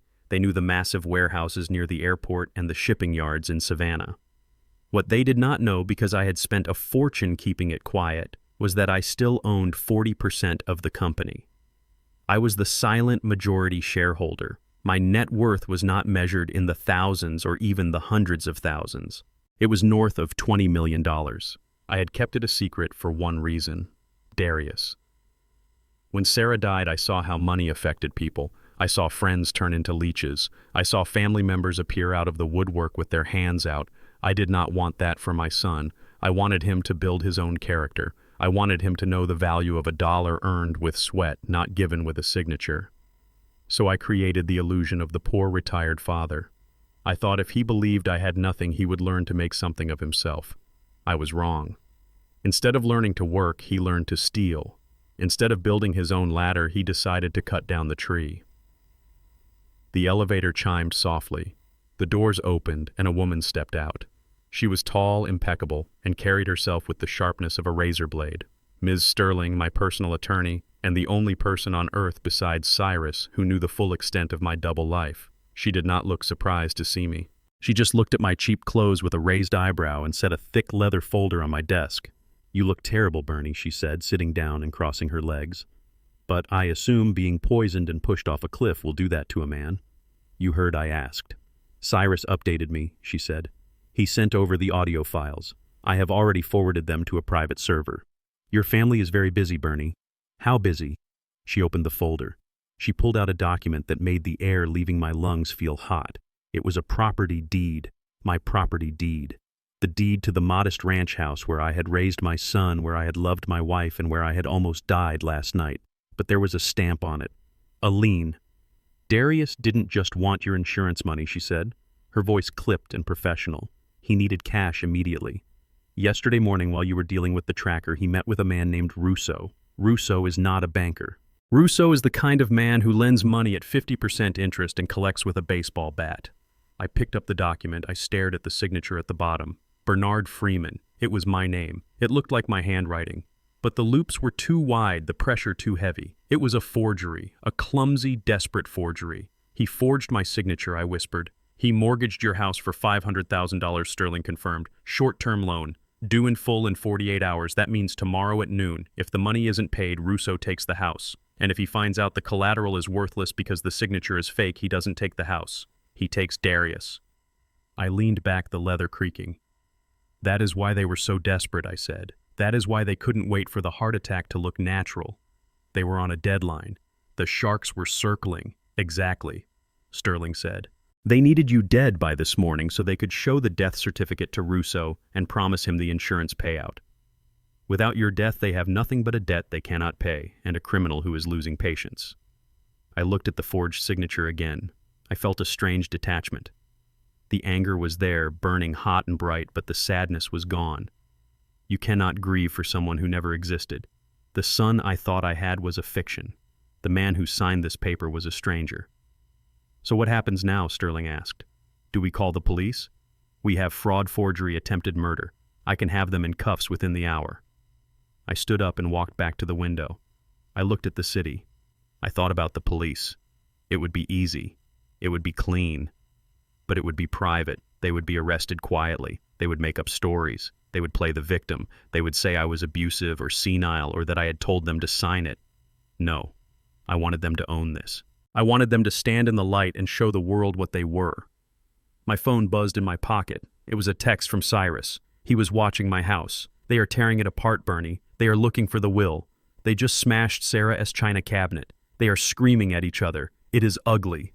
I felt a spike of rage so intense my vision blurred. Sarah S. cabinet. The one thing she loved more than anything in that house. They were destroying her memory because they couldn't find my money. That was it. The final line. I turned back to Sterling. My face felt like it was carved from stone. "No police," I said. "Not yet." Then what she asked, closing the folder. "I am going to throw a party," I said. "A party," she repeated, blinking. "Yes. A dinner party. Tonight. I want you to book the private room at the View, the one with the glass walls." The View was the most expensive restaurant in Atlanta. It sat atop a skyscraper overlooking the entire city. It was a place where deals were made and empires were celebrated. It was a place Darius had always dreamed of going but could never afford. "I want you to call Darius," I instructed. "Tell him you are my attorney. Do not tell him about the company. Just tell him I came to you today to finalize my estate. Tell him I have decided to sign over my assets before I go on a long trip. Tell him I want to do it tonight over dinner to celebrate his future." Sterling smiled. It was a shark smile, sharp and dangerous. "You want to bait them. I want to feed them," I corrected. "They are hungry for my money. They are desperate. If they think I am handing over the keys to the kingdom, they will walk right into the lion's den. And invite Paige's parents," I added. "The Kings. They have always looked down on me. They think their daughter married beneath her. I want them there to see their golden girl shine. Sterling stood up, smoothing her suit. I will make the calls. What are you going to do? I looked at my reflection in the glass. I looked at the old man in the cheap windbreaker. I am going to get dressed, I said. I walked into the adjoining room which served as my private quarters at the office. I opened the wardrobe. Inside hung rows of bespoke suits, Italian silk ties and shirts that cost more than Darius' car payments. I stripped off the disguise. I took off the stained pants, the worn-out shirt, the scuffed boots. I showered, scrubbing the smell of fear and rain off my skin. I put on a charcoal gray suit cut to fit me perfectly. I fastened a platinum watch to my wrist. I slid my feet into polished leather shoes. I looked in the mirror. Bernie the mechanic was gone. Mr. Freeman the CEO was back. They wanted my legacy. They wanted the Freeman empire. Tonight I was going to give it to them, but they were going to choke on it. Ms. Sterling handed me the phone and nodded once. Her face was impassive, but her eyes held a glimmer of anticipation. I took the device and dialed my son's number. I watched the city lights flickering below through the panoramic window of my office. I was 70 floors up. From here, the problems on the ground looked small, manageable. Darius answered on the first ring. His voice was a mixture of panic and exhaustion. Dad, where are you? We have been looking everywhere. The house is empty. Your car is gone. We were about to call the police. He was lying, of course. He was not looking for me to save me. He was looking for me to bury me. He was terrified that I had escaped the poison and vanished with the secrets of the family bank account. I am fine, son, I said, keeping my voice calm and steady. I needed some air. I needed to think about what Darius asked, breathless. About the future, I said. About what you and Paige said. About the house being too big. About me being old. You were right, Darius. I have been holding on too tight. I have been selfish. There was a silence on the other end. A stunned silence. Then a cautious, hopeful voice broke through. What do you mean, Dad? I mean, I am tired of fighting. I lied, smoothly. I am ready to let go. I am at the View restaurant downtown. I have booked the private glass room. I want you and Paige to come down here right now. The View. Darius stammered. That place is impossible to get into. How did you afford it? I dipped into my savings, I said. I wanted to do this right. I have the papers here, Darius. I am going to sign over the house to you. I am going to sign over power of attorney. I am going to give you everything you asked for. I am going on a long trip, and I want to leave with a clean slate. I could hear him breathing. I could hear the gears turning in his head. He was not questioning the logic. He was not asking how a poor mechanic got a reservation at the city's most exclusive dining establishment. He was only hearing one thing: victory. He thought he had won. He thought the poison scare or the car accident had finally broken my spirit. Really, Dad? He asked, his voice trembling with greed. You mean it? I mean it, I said. Bring Paige. And bring her parents too. The Kings. I know they have always worried about Paige's future. I want them to be there to see that she is taken care of. I want to make peace with everyone tonight. Okay, Dad. Okay, we are coming. We will be there in 30 minutes. Do not move. Just wait for us. He hung up. I handed the phone back to Sterling. He took the bait she asked. Hook, line, and sinker, I replied, straightening my silk tie. On the other side of town, I knew exactly what was happening. The panic in Darius' house was evaporating, replaced by a euphoric rush of adrenaline. They were celebrating. They thought the old man had finally cracked. They thought the pressure, the gaslighting, the attempted murder had finally paid off. They were about to inherit a house worth $500,000 and whatever meager savings they thought I had. But it was Paige who would escalate this. I knew her. She would not just be happy, she would be triumphant. She would call her parents Robert and Cynthia King immediately. The Kings were old money, or at least they pretended to be. They lived in a gated community, drove leased Jaguars, and looked down on anyone whose collar was blue. They had despised me from the moment Darius introduced us. To them, I was just a grease monkey with dirt under his fingernails. They tolerated Darius only because they thought he had potential, but they hated his background. Now Paige could call them and say, "We won." She could tell them that the stubborn old man was capitulating. She could invite them to witness the transfer of wealth. It was the ultimate ego stroke. I imagined them getting dressed. Darius pulling on his best suit, trying to hide the sweat stains from his earlier panic. Paige applying fresh lipstick, her eyes bright with the prospect of money. The Kings driving in from the suburbs, their noses high in the air, ready to accept my surrender with gracious condescension. They were walking into the lioness den thinking it was a petting zoo.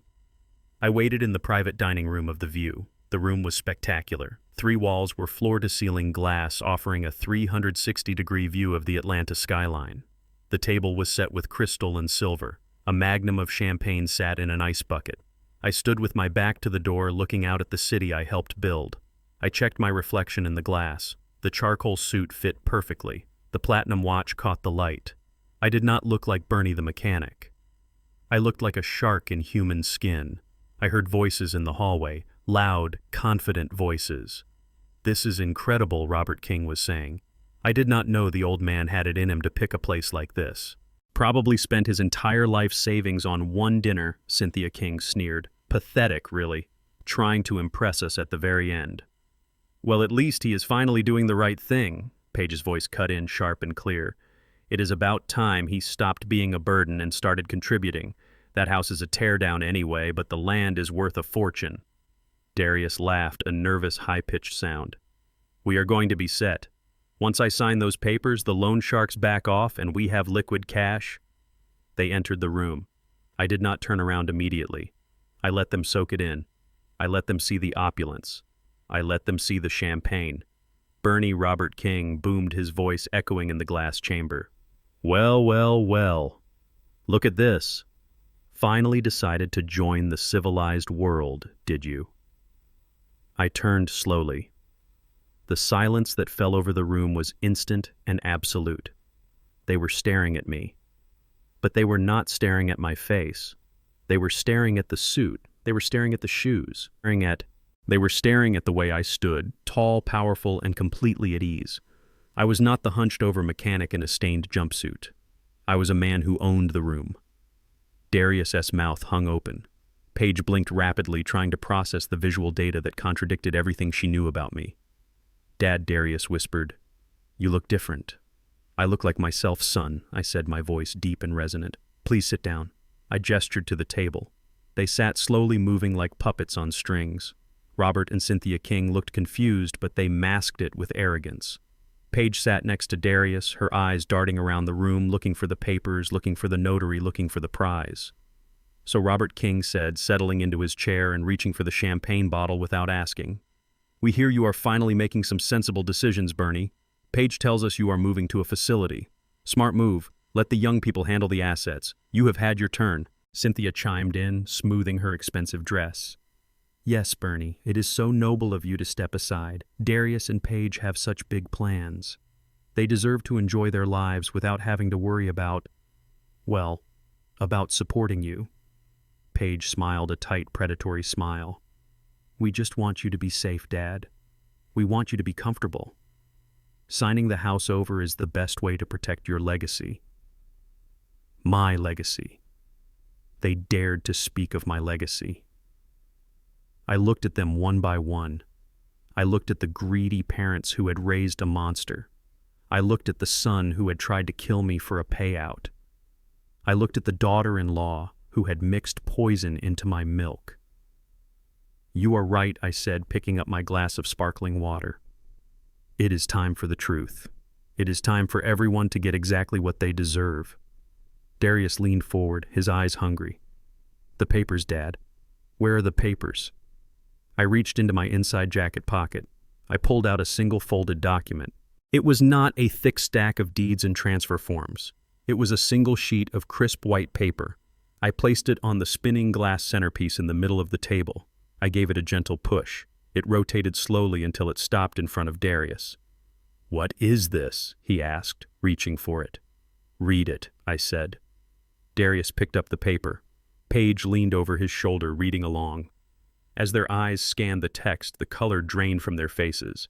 Paige let out a small, strangled gasp. Darius dropped the paper as if it burned his fingers. "You sold it," he whispered, horror choking his voice. "What?" Robert King demanded, snatching the paper. "What does it say?" "It says," I said, my voice cutting through the air like a blade, "that as of 4 o'clock this afternoon, the property located at 452 Oak Street, formerly owned by Bernard Freeman, has been sold to a private holding company. The transaction is complete. The funds have been transferred." Sold, Darius screamed, standing up so fast his chair fell over backward. You sold the house. You cannot sell the house. Why not? I asked, taking a sip of water. It is my house. Because I... Darius started, then stopped, his eyes darting to Paige. Because we need it, Paige yelled, losing her composure entirely. We need that money. You promised. You said you were signing it over to us. I lied, I said simply. Just like you lied about the breaks. Just like you lied about the camping trip. Just like you lied about the heart medicine. Cynthia King looked appalled. This is outrageous. You bring us here to tell us you sold your hovel. Where is the money, Bernie? You owe that money to your son. It is his inheritance. The money, I said, standing up and buttoning my jacket, is gone. I donated the proceeds to a charity for victims of elder abuse. Every single cent. You are lying, Darius shouted, his face turning red. You cannot do this. We have plans. We have debts. I know about your debts, Darius, I said, walking around the table until I stood right behind him. I know about the $200,000. I know about the loan sharks. And I know about the mortgage fraud. The room went deadly silent. Mortgage fraud. Robert King asked, looking at Darius. What is he talking about? I leaned down close to my son's ear. I know you forged my signature to take out a loan against the house, I whispered. $500,000 due tomorrow at noon. But here is the problem, son. You cannot mortgage a house you do not own. And now that I have sold it, your forgery is going to be exposed the moment the title company runs the search. Darius began to shake. He looked at Paige. She was staring at me with pure hatred, but beneath the hate, there was terror. The loan sharks are not going to get paid, I continued, my voice calm and cold. And when they find out you gave them a worthless deed, they are going to come for you. And since you are not in prison yet, they will find you very easily. Prison Page snapped. What are you talking about, old man? Nobody is going to prison. You are just a senile old fool who sold his house. We will contest the sale. We will have you declared incompetent. I laughed. It was a dark, dry sound. Incompetent, I asked. You think an incompetent man could orchestrate this?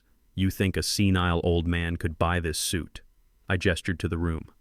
I did not just sell the house, Paige. I own the building we are standing in. Paige froze. What? I own the view. I said, I own the tower. I own Freeman Logistics. I am worth $20 million. And I have been watching you try to kill me for a fortune that is crumbs compared to what I actually have. The shock on their faces was better than any paycheck I had ever earned. The Kings looked like they were having strokes. Paige looked like she had been slapped. Darius looked like he was going to vomit. You are rich, Darius whispered. I was rich, I corrected. Now I am just a man who is disappointed in his investment. I walked to the door. Enjoy the dinner, I said without looking back. I paid for it. It is the last thing I will ever buy for you. And Darius, when the police arrive, try not to cry. It embarrasses the family. You sold the house. Darius screamed. His voice cracked and shattered like the crystal glass he had knocked over moments before. He gripped the edge of the table so hard his knuckles turned white. His eyes were wide and erratic, darting around the room as if searching for an exit that did not exist. You cannot sell the house, Dad. You do not understand. That house, that deed, I already. He stopped himself. The confession died in his throat, choking him. He realized too late that he was standing in a room full of witnesses, including the wealthy in-laws he had spent years trying to impress. Robert King slammed his hand on the table, making the silverware jump. What is going on here, Bernie? Why is your son acting like a lunatic? You invite us to a 5-star dinner to announce you sold a tear-down shack in the ghetto. This is a waste of my time. It is not a waste of time, Robert, I said, calmly taking a slow sip of my sparkling water. It is an education. I looked at Darius. He was hyperventilating. He was doing the math in his head. $500,000 due tomorrow at noon. Collateral that no longer belonged to him. A forged signature that was about to be flagged by every title company in the state. You mortgage it, didn't you, son? I asked, my voice low and dangerous. Darius looked at me, tears streaming down his face. Not tears of sorrow, but tears of pure terror. I had to, he whispered. They were going to kill me, Dad. Who is going to kill you? Cynthia King asked, clutching her pearls. What is he talking about, Paige? Paige was sitting frozen in her chair. She was looking at me with a mixture of hatred and calculation. She was trying to find a new angle, a new lie, but the walls were closing in too fast. I reached into my leather briefcase, which I had placed by my feet. I pulled out a thick manila envelope. It hit the spinning glass centerpiece of the table with a heavy thud. "You want to know who he is dealing with, Cynthia?" I asked, giving the glass a push. "Look at the pictures." The envelope spun until it reached Paige's parents. Robert King opened it with trembling hands. He pulled out the first photograph. It was a grainy surveillance shot taken with a telephoto lens. It showed Darius standing in a dark alley behind a strip club shaking hands with a man who looked like a refrigerator with a neck tattoo. "That is Russo," I explained. "He is a loan shark. He lends money to desperate people who cannot get bank loans, and when they do not pay, he does not send a collections letter. He sends a man with a hammer." Cynthia gasped, dropping the photo. Robert pulled out the next one. This one was of Paige. She was sitting in her Mercedes in a pharmacy parking lot exchanging a stack of cash for a small brown vial. "And that is your daughter," I said, pointing at Paige, "buying digoxin and cyanide from a disgraced pharmacist who sells under the table. That was the secret ingredient in my warm milk last night." "Liar," Paige shrieked, jumping up. "That is a lie. That could be anything." "And this," I said, pointing to the third photo Robert was holding. "This is the GPS tracker Darius put under my truck, the one I mailed to Canada, the one that was supposed to help a hitman run me off the road." The room was deadly silent. The waiter who had been approaching with appetizers saw the tension and backed away, disappearing into the kitchen. "You see," I continued, my voice hard as steel, "your children are not just greedy. They are criminals. They tried to stage a car accident. When that failed, they tried to poison me. And when they thought I was dead, they broke into my house to find the deed so they could hand it over to a loan shark." Darius was shaking his head violently back and forth. No, it wasn't supposed to be like this. We just needed the money." "You forged my signature, Darius," I said, standing up and leaning over the table. "You signed my name on a mortgage document. But here's the reality check. I sold the house this afternoon to a holding company I own. The title transfer was instant. When Russo tries to collect on that deed tomorrow, the clerk is going to tell him it is invalid. The forgery will be exposed." I checked my watch. "And Russo is not a patient man. He knows you are here. My sources tell me his men are waiting in the parking garage right now. They know the deal went sour. They are not waiting until noon tomorrow." Darius let out a sound that was half sob, half scream. He looked at the window as if thinking about jumping. We were 70 stories up. "They are here," he wheezed. "Oh God, they are going to break my legs. They are going to do worse than that," I said. "Unless you go to prison. Prison is the only place Russo cannot reach you tonight." "Prison," Paige hissed. Her face was twisted into a mask of pure ugliness. "We are not going to prison, you old fool. You are going to fix this. You have money, right? You own this building. Write a check. Pay them off." I laughed. "Pay them off," I repeated. "You try to kill me and you think I am going to pay your debts." "Yes, you are," Paige screamed, grabbing a steak knife from the table. She pointed it at me, her hand shaking. "Because we are family. Because you owe us." Robert King stood up, his face purple. "Put the knife down, Paige. This has gone too far. We are leaving." He grabbed Cynthia's arm and tried to move toward the door. "Sit down," Darius roared. He reached into his waistband. He pulled out a black metal object. It was a gun. A snub-nosed revolver, cheap and dirty, the kind you buy out of a trunk in a bad neighborhood. He pointed it at me. Then he swung it toward the Kings. Then back to me. "Nobody is leaving," he screamed. "Nobody leaves until I get my money." Darius put the gun down. I said, my voice calm, even though my heart was hammering against my ribs. "You are digging a hole you cannot climb out of." "I am already in the hole," he yelled, saliva flying from his mouth. "I am dead anyway, Dad. If I walk out that door, Russo kills me. If I get arrested, my life is over. I have nothing to lose." He kicked the chair away and backed up to the door. He reached behind him and turned the lock. The heavy click echoed in the silent room. "Write the check," he ordered, aiming the gun at my chest. "Write a check for $500,000. Right now. Or I swear to God I will kill everyone in this room." Paige looked at her husband. For the first time, she looked terrified of him. She had created a monster, and now the monster had a gun. "Darius, honey," she said, her voice trembling. "Let's just think about this." "Shut up," Paige, Darius snapped. "This is your fault. You said he was weak. You said he was senile. You said it would be easy. Look at him. Does he look senile to you?" He gestured at me with the gun. I stood tall, my hands at my sides. I looked at my son. I looked past the gun, past the fear, past the greed. "Why, Darius?" I asked softly. "Why did you do it? I gave you a home. I gave you an education. I loved you. Why did you want me dead?" "Because you held out on me," he screamed, tears streaming down his face. "You had all this money. You owned skyscrapers, Dad. And you made me drive a used Honda. You made me beg for rent money. You watched me struggle while you sat on a mountain of gold." "I wanted you to learn," I said. "I wanted you to be strong." "I did not want to be strong," he cried. "I wanted to be rich. I wanted to be respected." Do you know how they look at me?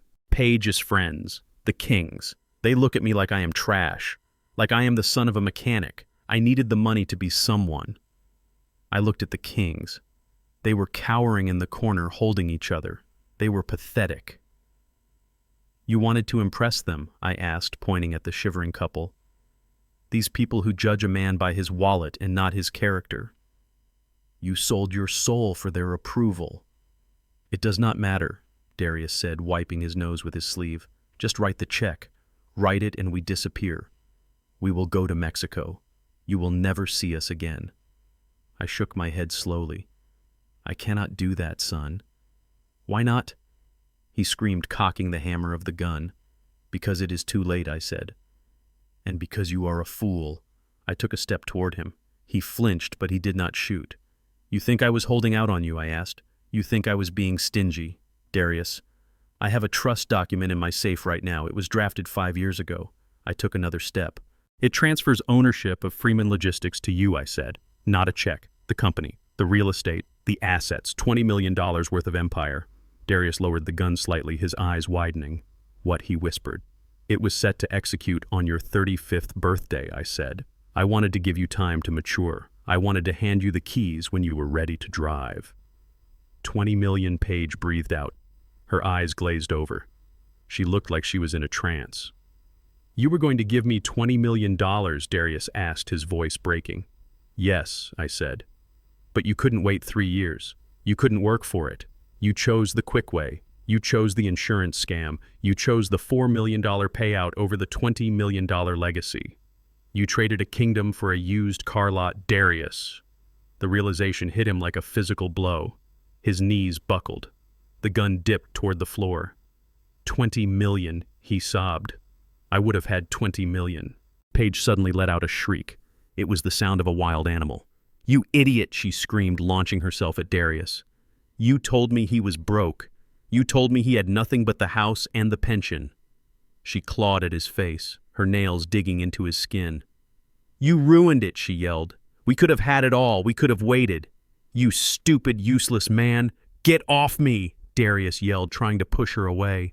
The gun waved wildly in the air. Paige grabbed his wrist. She wasn't trying to disarm him to save us. She was trying to hurt him. She was blinded by the loss of the fortune she felt she was owed. "Give me the gun," she screamed. "You can't even hold a gun right. I will do it. I will make him write the check."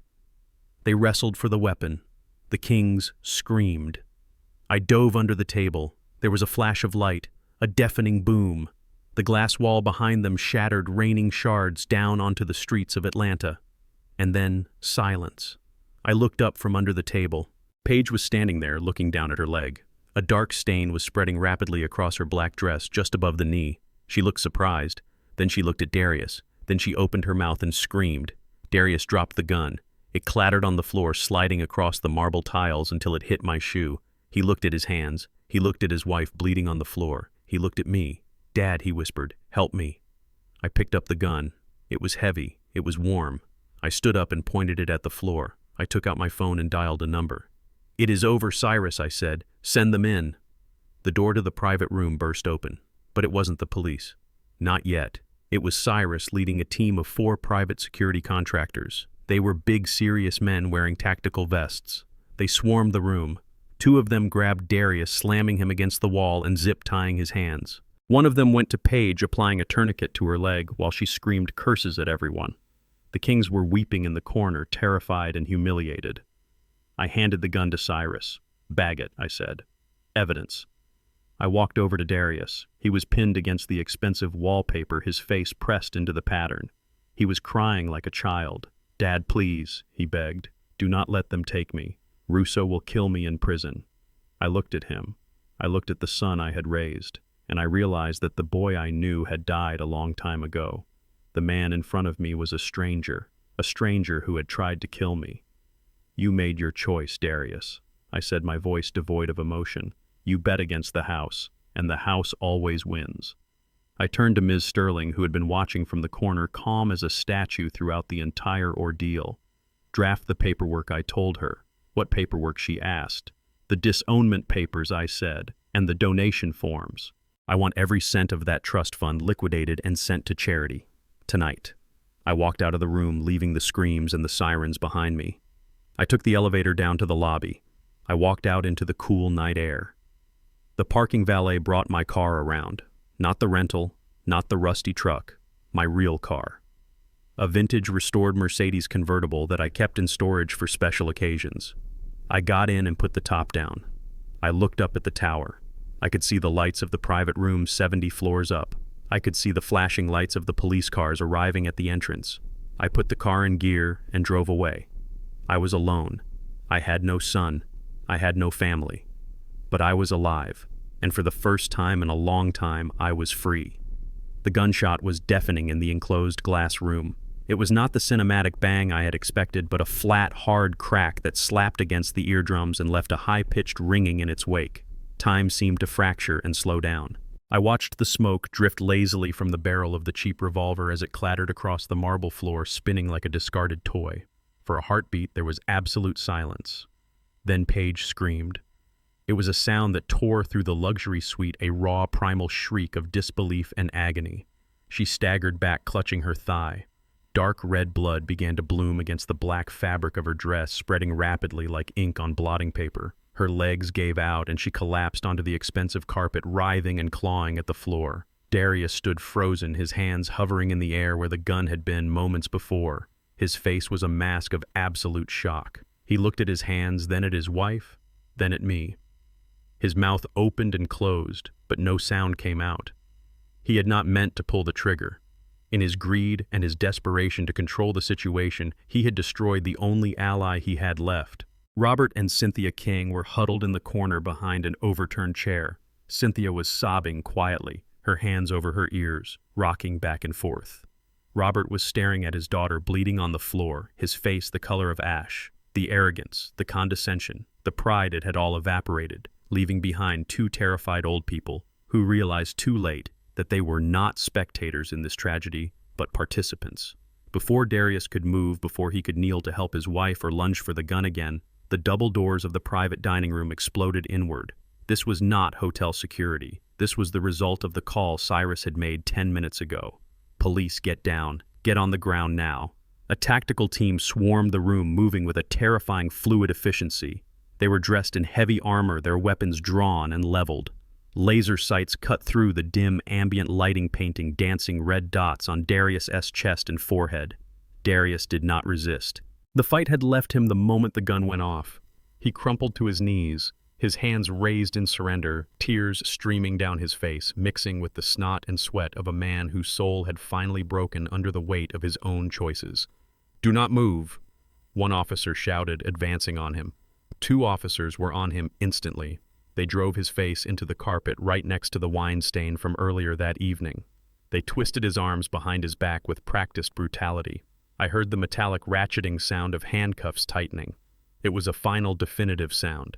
It signaled the end of Darius Freeman, the aspiring mogul, and the beginning of inmate Freeman. Paramedics rushed in behind the tactical team, pushing past the officers to get to Paige. As they cut away the expensive fabric of her dress to pack the wound, the room filled with the smell of rubbing alcohol and copper blood. Paige was hyperventilating, her face slick with shock. But as the pain meds began to be administered, her survival instinct kicked in. It was a vicious, ugly thing to witness. She did not ask about her husband. She did not ask if Darius was okay. She pointed a trembling finger at the man lying handcuffed on the floor just a few feet away. "He did it," she shrieked, her voice shrill and hysterical, cutting through the radio chatter. "He shot me. He tried to kill me." Darius lifted his head from the carpet dirt smudged on his cheek. Paige, what are you saying? He is crazy, she yelled, looking frantically at the police officers. He forced me to come here. He bought the gun. I told him to stop. I told him I wanted no part of this. He threatened to kill me if I did not help him scam his father. It was a lie so bold and so desperate that it took my breath away. Paige had been the architect. She was the one who bought the poison. She was the one who tracked the insurance policies. She was the one who pushed him every step of the way, mocking his hesitation, feeding his greed. But now faced with the reality of prison, she was throwing him to the wolves without a second thought. I have proof, she babbled as the paramedics lifted her onto a stretcher. Check his phone. He has the contacts for the loan sharks. He forged the signature. I was just a hostage. I am a victim here. Darius stared at her. He stopped struggling against the officers. He just watched his wife, the woman he had tried to kill his own father for, rewrite history to save her own skin. I saw the light go out in his eyes. It was not just defeat. It was the total annihilation of his worldview. He realized he had sold his soul for a woman who would trade him for a plea deal in a heartbeat. The room was a chaotic swirl of blue lights, shouting voices, and medical urgency. The Kings were being questioned by a detective in the corner, stammering excuses, trying to distance themselves from their daughter and son-in-law. We did not know Robert King was saying, his voice shaking. We thought it was a celebration. We are victims too. I stood in the corner near the shattered glass wall, watching it all. I felt a strange sense of detachment. I was in the room, but I was not part of it. I was like a ghost haunting the ruins of my former life. Ms. Sterling approached me. She moved through the chaos like a shark through water, calm and untouched. She held a leather clipboard and a heavy fountain pen. She stopped beside me and looked down at Darius, who was being hauled to his feet by the officers. "Is it time?" she asked. I looked at my son. He was weeping openly now, loud, racking sobs that shook his entire body. He looked at me. His eyes were pleading, terrified. "Dad," he croaked. "Dad, please. Tell them it was a mistake. Help me." I looked at him. I looked for a spark of the little boy I had taught to fish. I looked for the teenager I had taught to drive. I looked for the young man I had hoped would take over my empire, but all I saw was a stranger who had put a tracker on my truck, a stranger who had hired a hitman, a stranger who had held a gun to my head. I did not feel anger anymore. The anger had burned itself out, leaving only cold, gray ash. I did not feel sadness. I felt nothing. It was over. I took the pen from Sterling. I looked at the document on the clipboard. It was a formal declaration of disownment. It was a restraining order permanently severing all legal and familial ties. And it was a directive to the board of Freeman Logistics liquidating the trust fund I had set aside for Darius and donating every single cent to the victims fund we had discussed. $20 million. Gone. I signed my name. The ink flowed smooth and black. Bernard Freeman. It was the easiest signature I had ever written. It was not just a signature. It was an amputation. I was cutting off the gangrenous limb to save the body. I handed the clipboard back to Sterling. "It is done," I said. "File it immediately," I instructed. "I want the assets transferred before the sun comes up. By the time he calls for a lawyer, I want him to know there is nothing left to fight for." Sterling nodded, taking the clipboard. "Consider it done, Mr. Freeman. Do you want to make a statement to the police now?" "Not now," I said, adjusting my cuffs. "Cyrus has the recordings. He has the photos. He has the evidence. My statement can wait until tomorrow. Right now I need fresh air." I turned my back on my son. Dad, Darius screamed as the officers began to drag him toward the freight elevator. "Dad, do not leave me. Dad." I did not look back. I walked toward the main elevator, the one reserved for guests. I walked past the shattered glass, past the blood stain on the carpet, past the weeping in-laws who were realizing they were now linked to a violent felony. I pressed the button. The doors slid open. I stepped inside and pressed the button for the lobby. As the doors closed, cutting off the sound of my son S screaming, I caught my reflection in the polished metal of the elevator walls. I looked tired. I looked older. But for the first time in a long time, I looked free. The night air rushing past the open convertible top of my vintage Mercedes felt like a cleansing baptism. But even as I drove away from the tower, I knew the echo of my son S' sins was not fully silenced. Darius was in custody, and Paige was in the hospital under police guard, but the ledger they had created was still bleeding red ink. $500,000. That was the number Darius had borrowed from men who did not use contracts or credit scores, men who used fear as their currency. I turned off the main boulevard and took the shortcut through the industrial district, a route I had driven 1,000 times in my trucks back in the early days. The streetlights here were sparse, flickering yellow bulbs that cast long, dancing shadows against the brick walls of old factories. It was quiet. Too quiet. I checked my rearview mirror. A pair of headlights had been tracking me for the last 3 blocks. They were maintaining a steady distance, not too close, but refusing to fade away. I glanced ahead.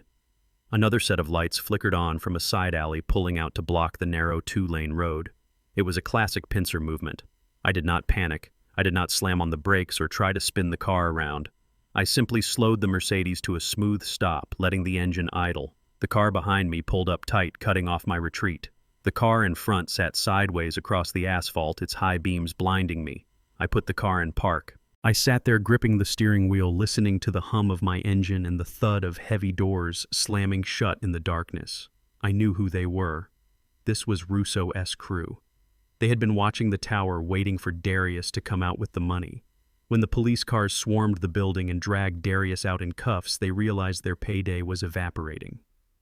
They were businessmen in their own violent way, and they were not going to write off $500,000 without a conversation. They assumed that since the son was out of reach, the father would pay. They assumed that because I was driving a restored convertible and wearing a bespoke suit, I was soft. They were about to make the same mistake my family had made. Shadows detached themselves from the vehicles. 5 men. They walked with the heavy, confident swagger of predators who believe the prey is trapped. They carried objects in their hands, baseball bats and tire irons, silhouettes of blunt force trauma. I reached for my phone, which was sitting in the center console. I did not dial 911. I pressed a single speed dial button programmed hours ago. I let it ring once, then hung up. Then I waited. The men surrounded the car. The leader, a man with a scar running through his eyebrow and a neck as thick as a tree trunk, leaned down. He tapped the barrel of a bat against my polished door.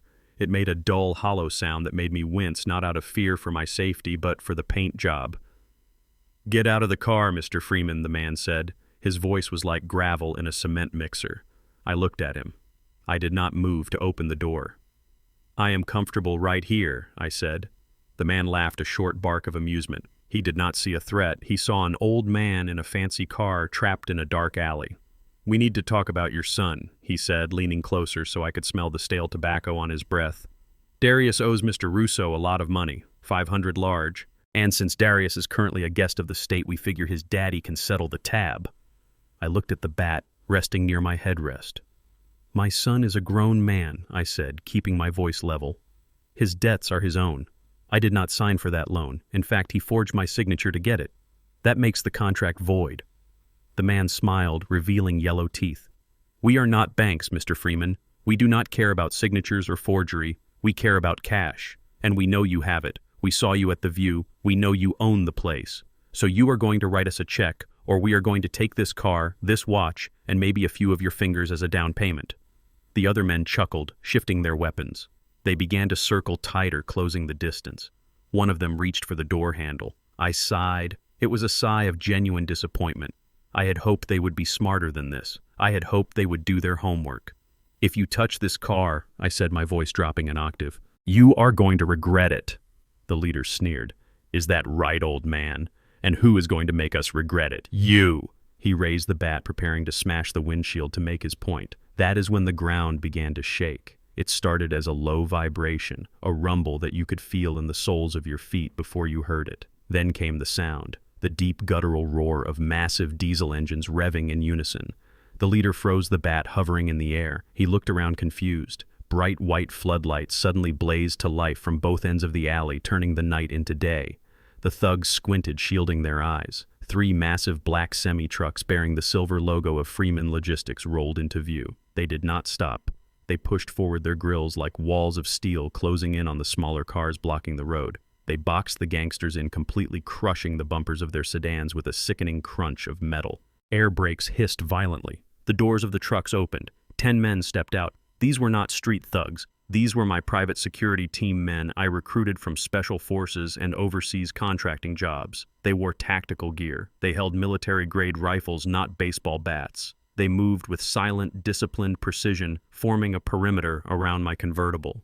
The leader of the gang lowered his bat slowly. His face went from arrogant to pale in the span of 3 seconds. He looked at the rifles pointed at his chest. He looked at his men who were already dropping their tire irons and raising their hands. I opened my car door and stepped out. I adjusted my suit jacket and walked around to face the leader. He shrank back involuntarily, hitting the side of my car. "You asked who was going to make you regret it," I said calmly. I gestured to the wall of armed men and steel trucks surrounding us. "This is Freeman Logistics. We move cargo all over the world. We deal with pirates in Somalia and cartels in Mexico. Do you really think a few boys with baseball bats scare me?" The leader swallowed hard. He looked at me with new eyes. He finally saw the shark beneath the suit. "Mr. Freeman," he stammered, his voice trembling. "We did not know. We just want the money. It is just business." "Business," I repeated, stepping into his personal space. "Let me explain business to you. My son Darius tried to kill me. He is dead to me. His debts died with him. If Russo wants his money, he can go to the county jail and ask Darius for it. Maybe he can pay you in cigarettes." I leaned closer, my eyes locking onto his. "But you," I said, pointing a finger at his chest, "you are bothering me, and I do not like being bothered."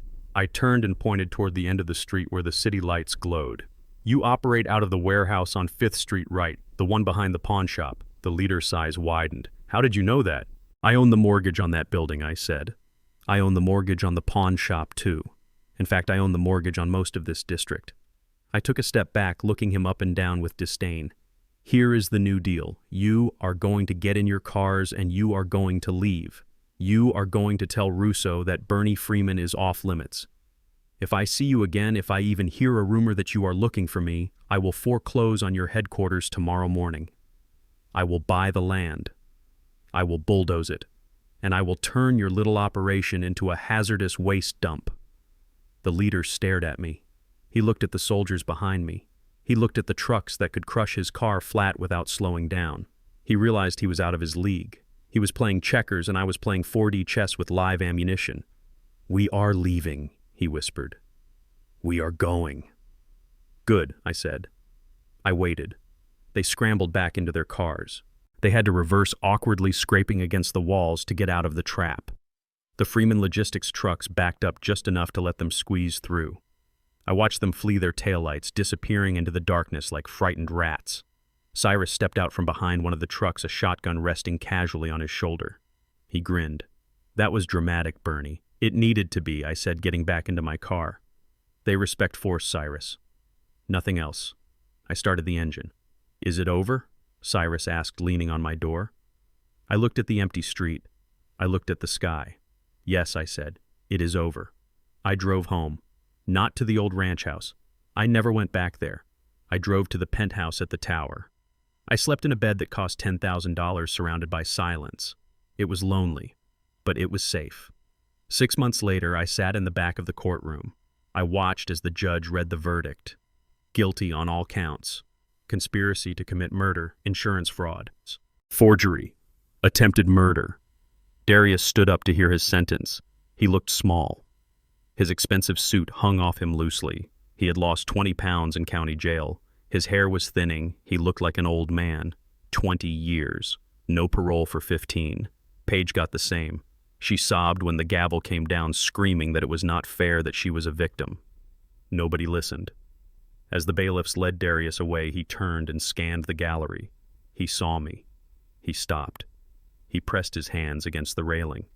"Dad." He cried out, his voice echoing in the high-ceilinged room. "Dad, please.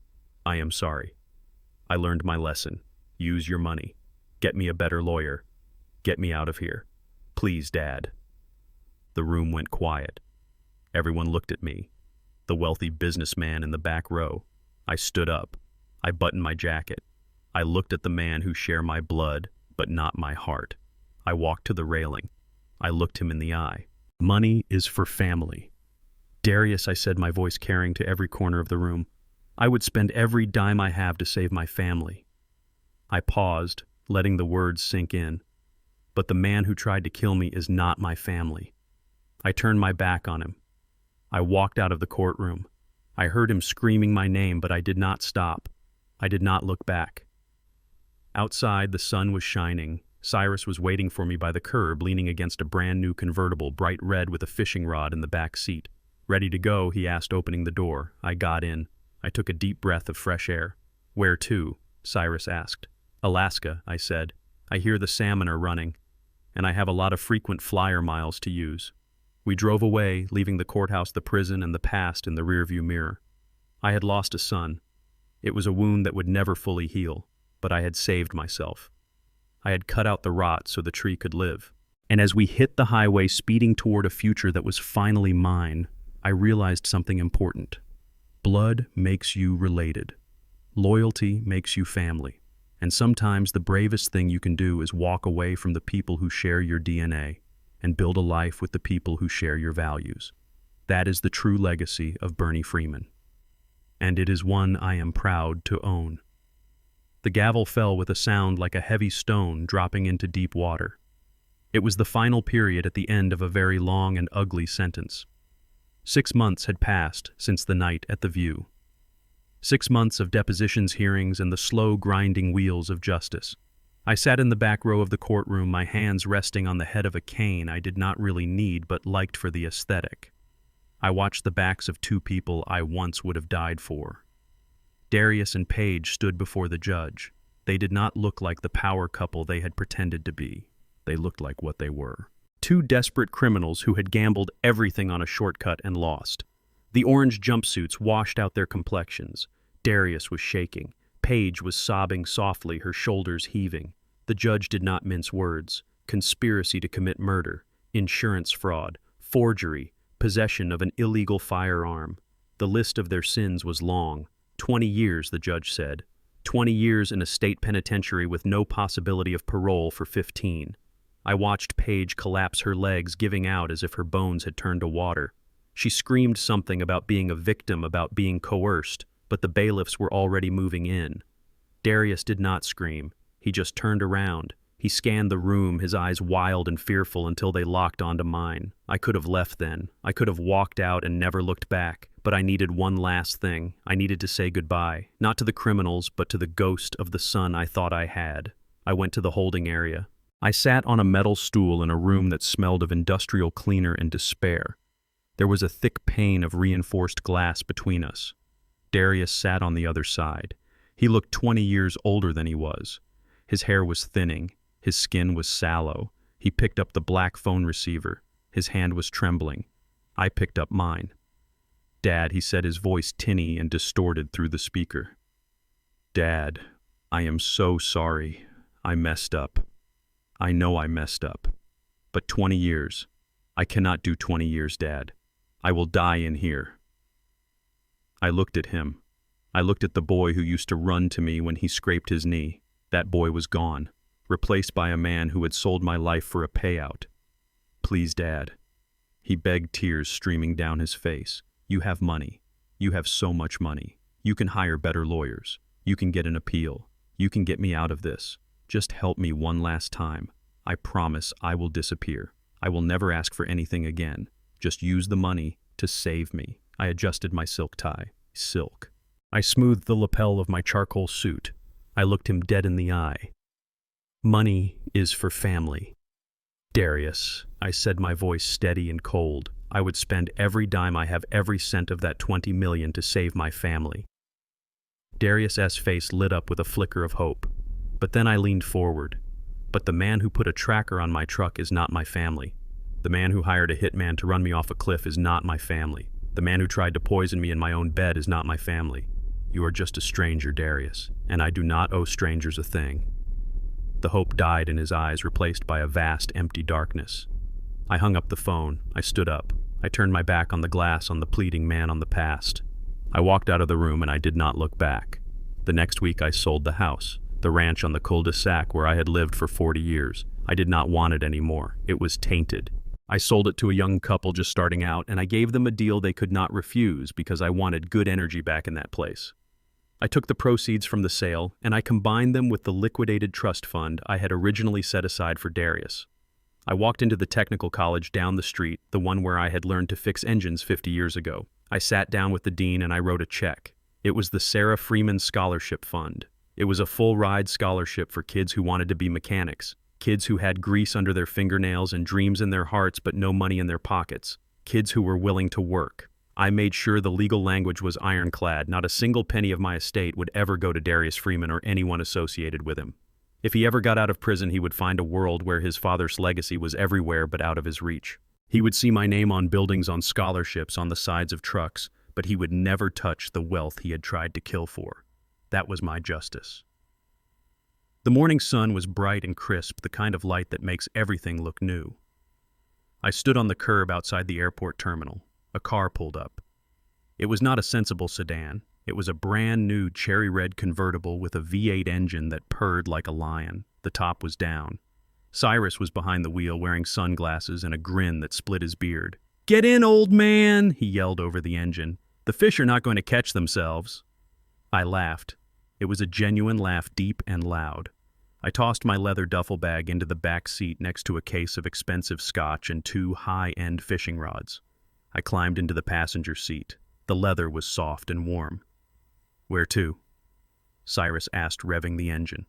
"Alaska," I said, looking at the horizon. "I hear the salmon run is legendary this time of year, and after that maybe Italy. I have always wanted to drive the Amalfi Coast." Cyrus shifted into gear. "Alaska it is." We peeled away from the curb, merging into the traffic, leaving the city, the courtrooms, and the prison far behind. The wind whipped through my hair. I closed my eyes and took a deep breath. People say blood is thicker than water. They say family is everything, but they are wrong. Blood is just biology. It is an accident of birth. Character is a choice. Loyalty is an action. Sometimes the most dangerous people in your life are the ones who share your last name. Sometimes the people who want to hurt you the most are the ones sleeping under your roof. I learned the hard way that you cannot save someone who does not want to be saved. You cannot love someone into being a good person. And sometimes the only way to survive, the only way to truly live, is to cut out the cancer, even if that cancer is your own son. I lost a child, but I found myself. I found my dignity. I found my freedom. And as the road stretched out before me, endless and open, I knew that for the first time in a long time, I was exactly where I was supposed to be. Driving fast with the wind in my face and my real family sitting right next to me. We spend our lives trying to build a legacy for our children, believing that blood guarantees loyalty. But I learned the hard way that sometimes your family tree is rotten to the roots. You cannot love a predator into a pet, and you cannot buy respect from those who only value your wallet. Real family is not defined by DNA. It is defined by who stands beside you when the world turns dark. Cutting off my son was not an act of cruelty. It was an act of survival. Never set yourself on fire to keep ungrateful people warm. Your peace is the only luxury that truly matters. If you enjoyed this story of justice, hit that like button and subscribe for more. Let me know in the comments, would you have given your son a second chance, or did he get exactly what he deserved?